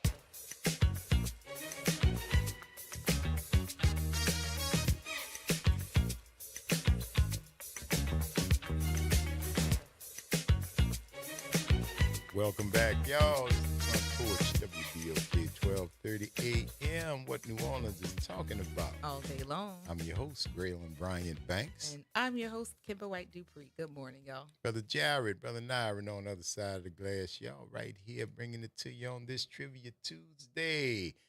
Getting to be your last opportunity to get your guess in on today's category of the top 10 dangers, worst things that are encumbered in socials and mediums. Boy, you just making up stuff now. Yeah, well, the people understand me. They do. Sometimes I might not talk right, yet they know what I'm talking about. Why can't we be friends? You understand? Lyrics from... I don't know. That's very loud, yeah, whatever it is. But okay. People are having discussions. They're having discussions and talking about different things. We're having discussions and talking about why y'all ain't called us with a correct answer yet. I know. It is a conundrum wrapped in a riddle that is inserted into an enigma. So we're trying to figure it out. Let us know. What? Oh, you didn't hear it? That was, I want to say, Churchill's quote on Russia on the when it was the USSR. He said they are a riddle wrapped in a puzzle wrapped in the enigma. That was, he was saying, that were very, very, very hard to understand. Oh, okay. Very hard to understand. Got it. I know what the Enigma machine is and did. Code machine. And I know what puzzles are, but I have never heard that particular phrase. That's how he described Russia. Okay. Mystery, a riddle within a mystery within an enigma. And they ain't figured it out yet. No. There you go. Then he said, do you consider it as 5 fingers or thumb and 4 fingers? I heard people say 5 fingers. Yeah, I heard a lot of people teach their children you got 5 fingers. But you don't really. 4 fingers and a thumb. 4 fingers and a thumb. But when you lump everything into one, you typically call your thumb fist. a finger. That's what you call it. Yeah. A fist. There you go. Let us know. 504-582-9422 is the number. Top 10 most dangerous things, the problems that occur when you are on social media. That's what we'd like to know. We got a couple of answers that y'all have given to us, some that we're surprised that you haven't gotten. But getting caught up in stalking and all that kind of stuff has been mentioned. Number 5 was misinformation, disinformation, and fake news. And you guys got the number 1 answer. Cyberbullying. Cyberbullying is a problem. There are 7 more out of the 10 that has not been talked about, one of which is really, y'all going to be like, why didn't I call and say that? Yeah, that is true. And you're going to know it as soon as we say it. But hopefully we'll get one of you guys to call in before then and give us the answer, because 3 out of 10 gives you 30%. 30%, even though we'll give you a 5-point bonus for actually getting the number 1 answer. One of them I've kind of alluded to. We've alluded one of the everything. answers you did I've everything alluded except to. Yeah, but like we talked about it when we talked about the proliferation of catfishing. Yeah, the proliferation of catfishing. Come on, y'all. Y'all on the struggle bus this morning. That's 2 days in a row. And must have been a real tight weekend. But no, I don't know. And we have the usual. We've had some additional callers, which I'm great to hear, and we've had some interesting answers. But like some of these things, even if you haven't experienced it, you know somebody who has. It's been in the news. Yeah, It's been in the news. And the trends or things that happen, they make it to the news because they're so widely known. So like, what? I don't understand. 504-582-9422. Let us know what you say, Cam. All right, shot in the dark, but I'm going to say, and y'all just talked about it, solicitation. Solicitation. Buy this and you'll be 20 pounds thinner in 5 days. That is. Because we got a lot of that during the pandemic. What you looking We at? did. To buy stuff. You know what I mean? To buy stuff, yeah. Gentlemen. There you go. You got it. We'll go with that. You have been putting, I think what happened is our categories were made broad, but we realized when we hear answers that they actually do fit into the categories which we put in. So it takes a couple of minds. But yes, ma'am, that is a correct answer. That's number 10. All right. All right. I'll take my 8 and 10. All right. Take care. All right. Bye-bye. So, 504-582-9422 as it relates to number 10, remember the ALS Ice Challenge? People were dumping buckets of ice, then contributing money to ALS. Then you had the milk crate challenge. People busting their behinds, falling off the milk crates, setting up these mountains of milk crates. You don't remember that?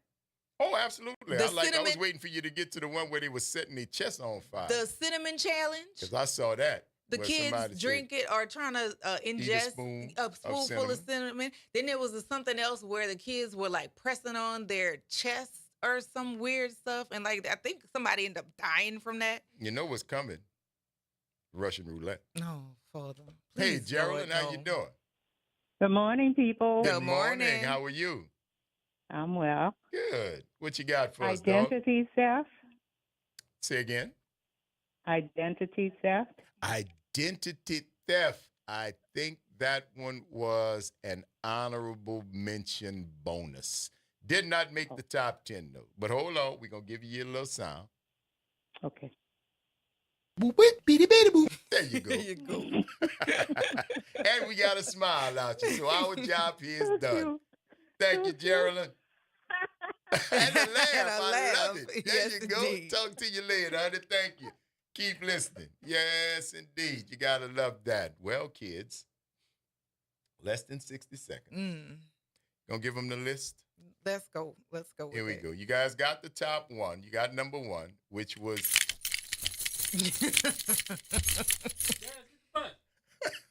Somebody got the keys. Yeah. Yeah. Oh, y'all have given it to the producers. Number 1 was cyberbullying. Number 2 was the addiction of social media. Yes. The addiction. Soon as you wake up, before you say your prayers, before you brush your teeth, you Before grab you check your the phone. news, you turn on, Grab open your phone. apps. Yes. Number 3, depression. We talked about that. The loneliness, the only thing, depression. Number 4, sleep deprivation, because you can't hang up your phone. can't turn it You off. can't turn it off because you're scared you might miss something. Number 5 was misinformation and fake news. Number 6, body image problems, comparison, the fakes, the BBLs, and the real life that ain't being lived. Number 7, emoji misinterpretation. Yes, God. You were asking for stuffed eggplant for dinner. Not to Number stuff 8, your eggplant. getting caught up and cheating. Number 9 is Fear of missing out. because you FOMO. don't miss. I should have went to that party. And lying that I you didn't know were everybody. Somebody else was there. Oh man. there. Lying about that you were there to make people think that you don't FOMO. Yes. Whatever. And top 10 was stupid A trends. The ALS. Yeah, we got that one. ALS, the cinnamon, the setting your chest on fire, and all the rest of that foolishness. Thank y'all for giving us 2 or 3 hours out of your lives that you never get back. And we certainly hope that we've given you a little bit of something in return for the investment of your time. That is a semi-school bus. It I'm is. your host, Graylin Brian Banks. And I'm your host, Kimber White Dupree. See y'all tomorrow. Brother Nyman, Brother Jared, driving the short bus. Y'all practice random acts of kindness. Do something nice for somebody just because it's a nice thing to do. Y'all take care of yourself, and we'll see y'all on the flip.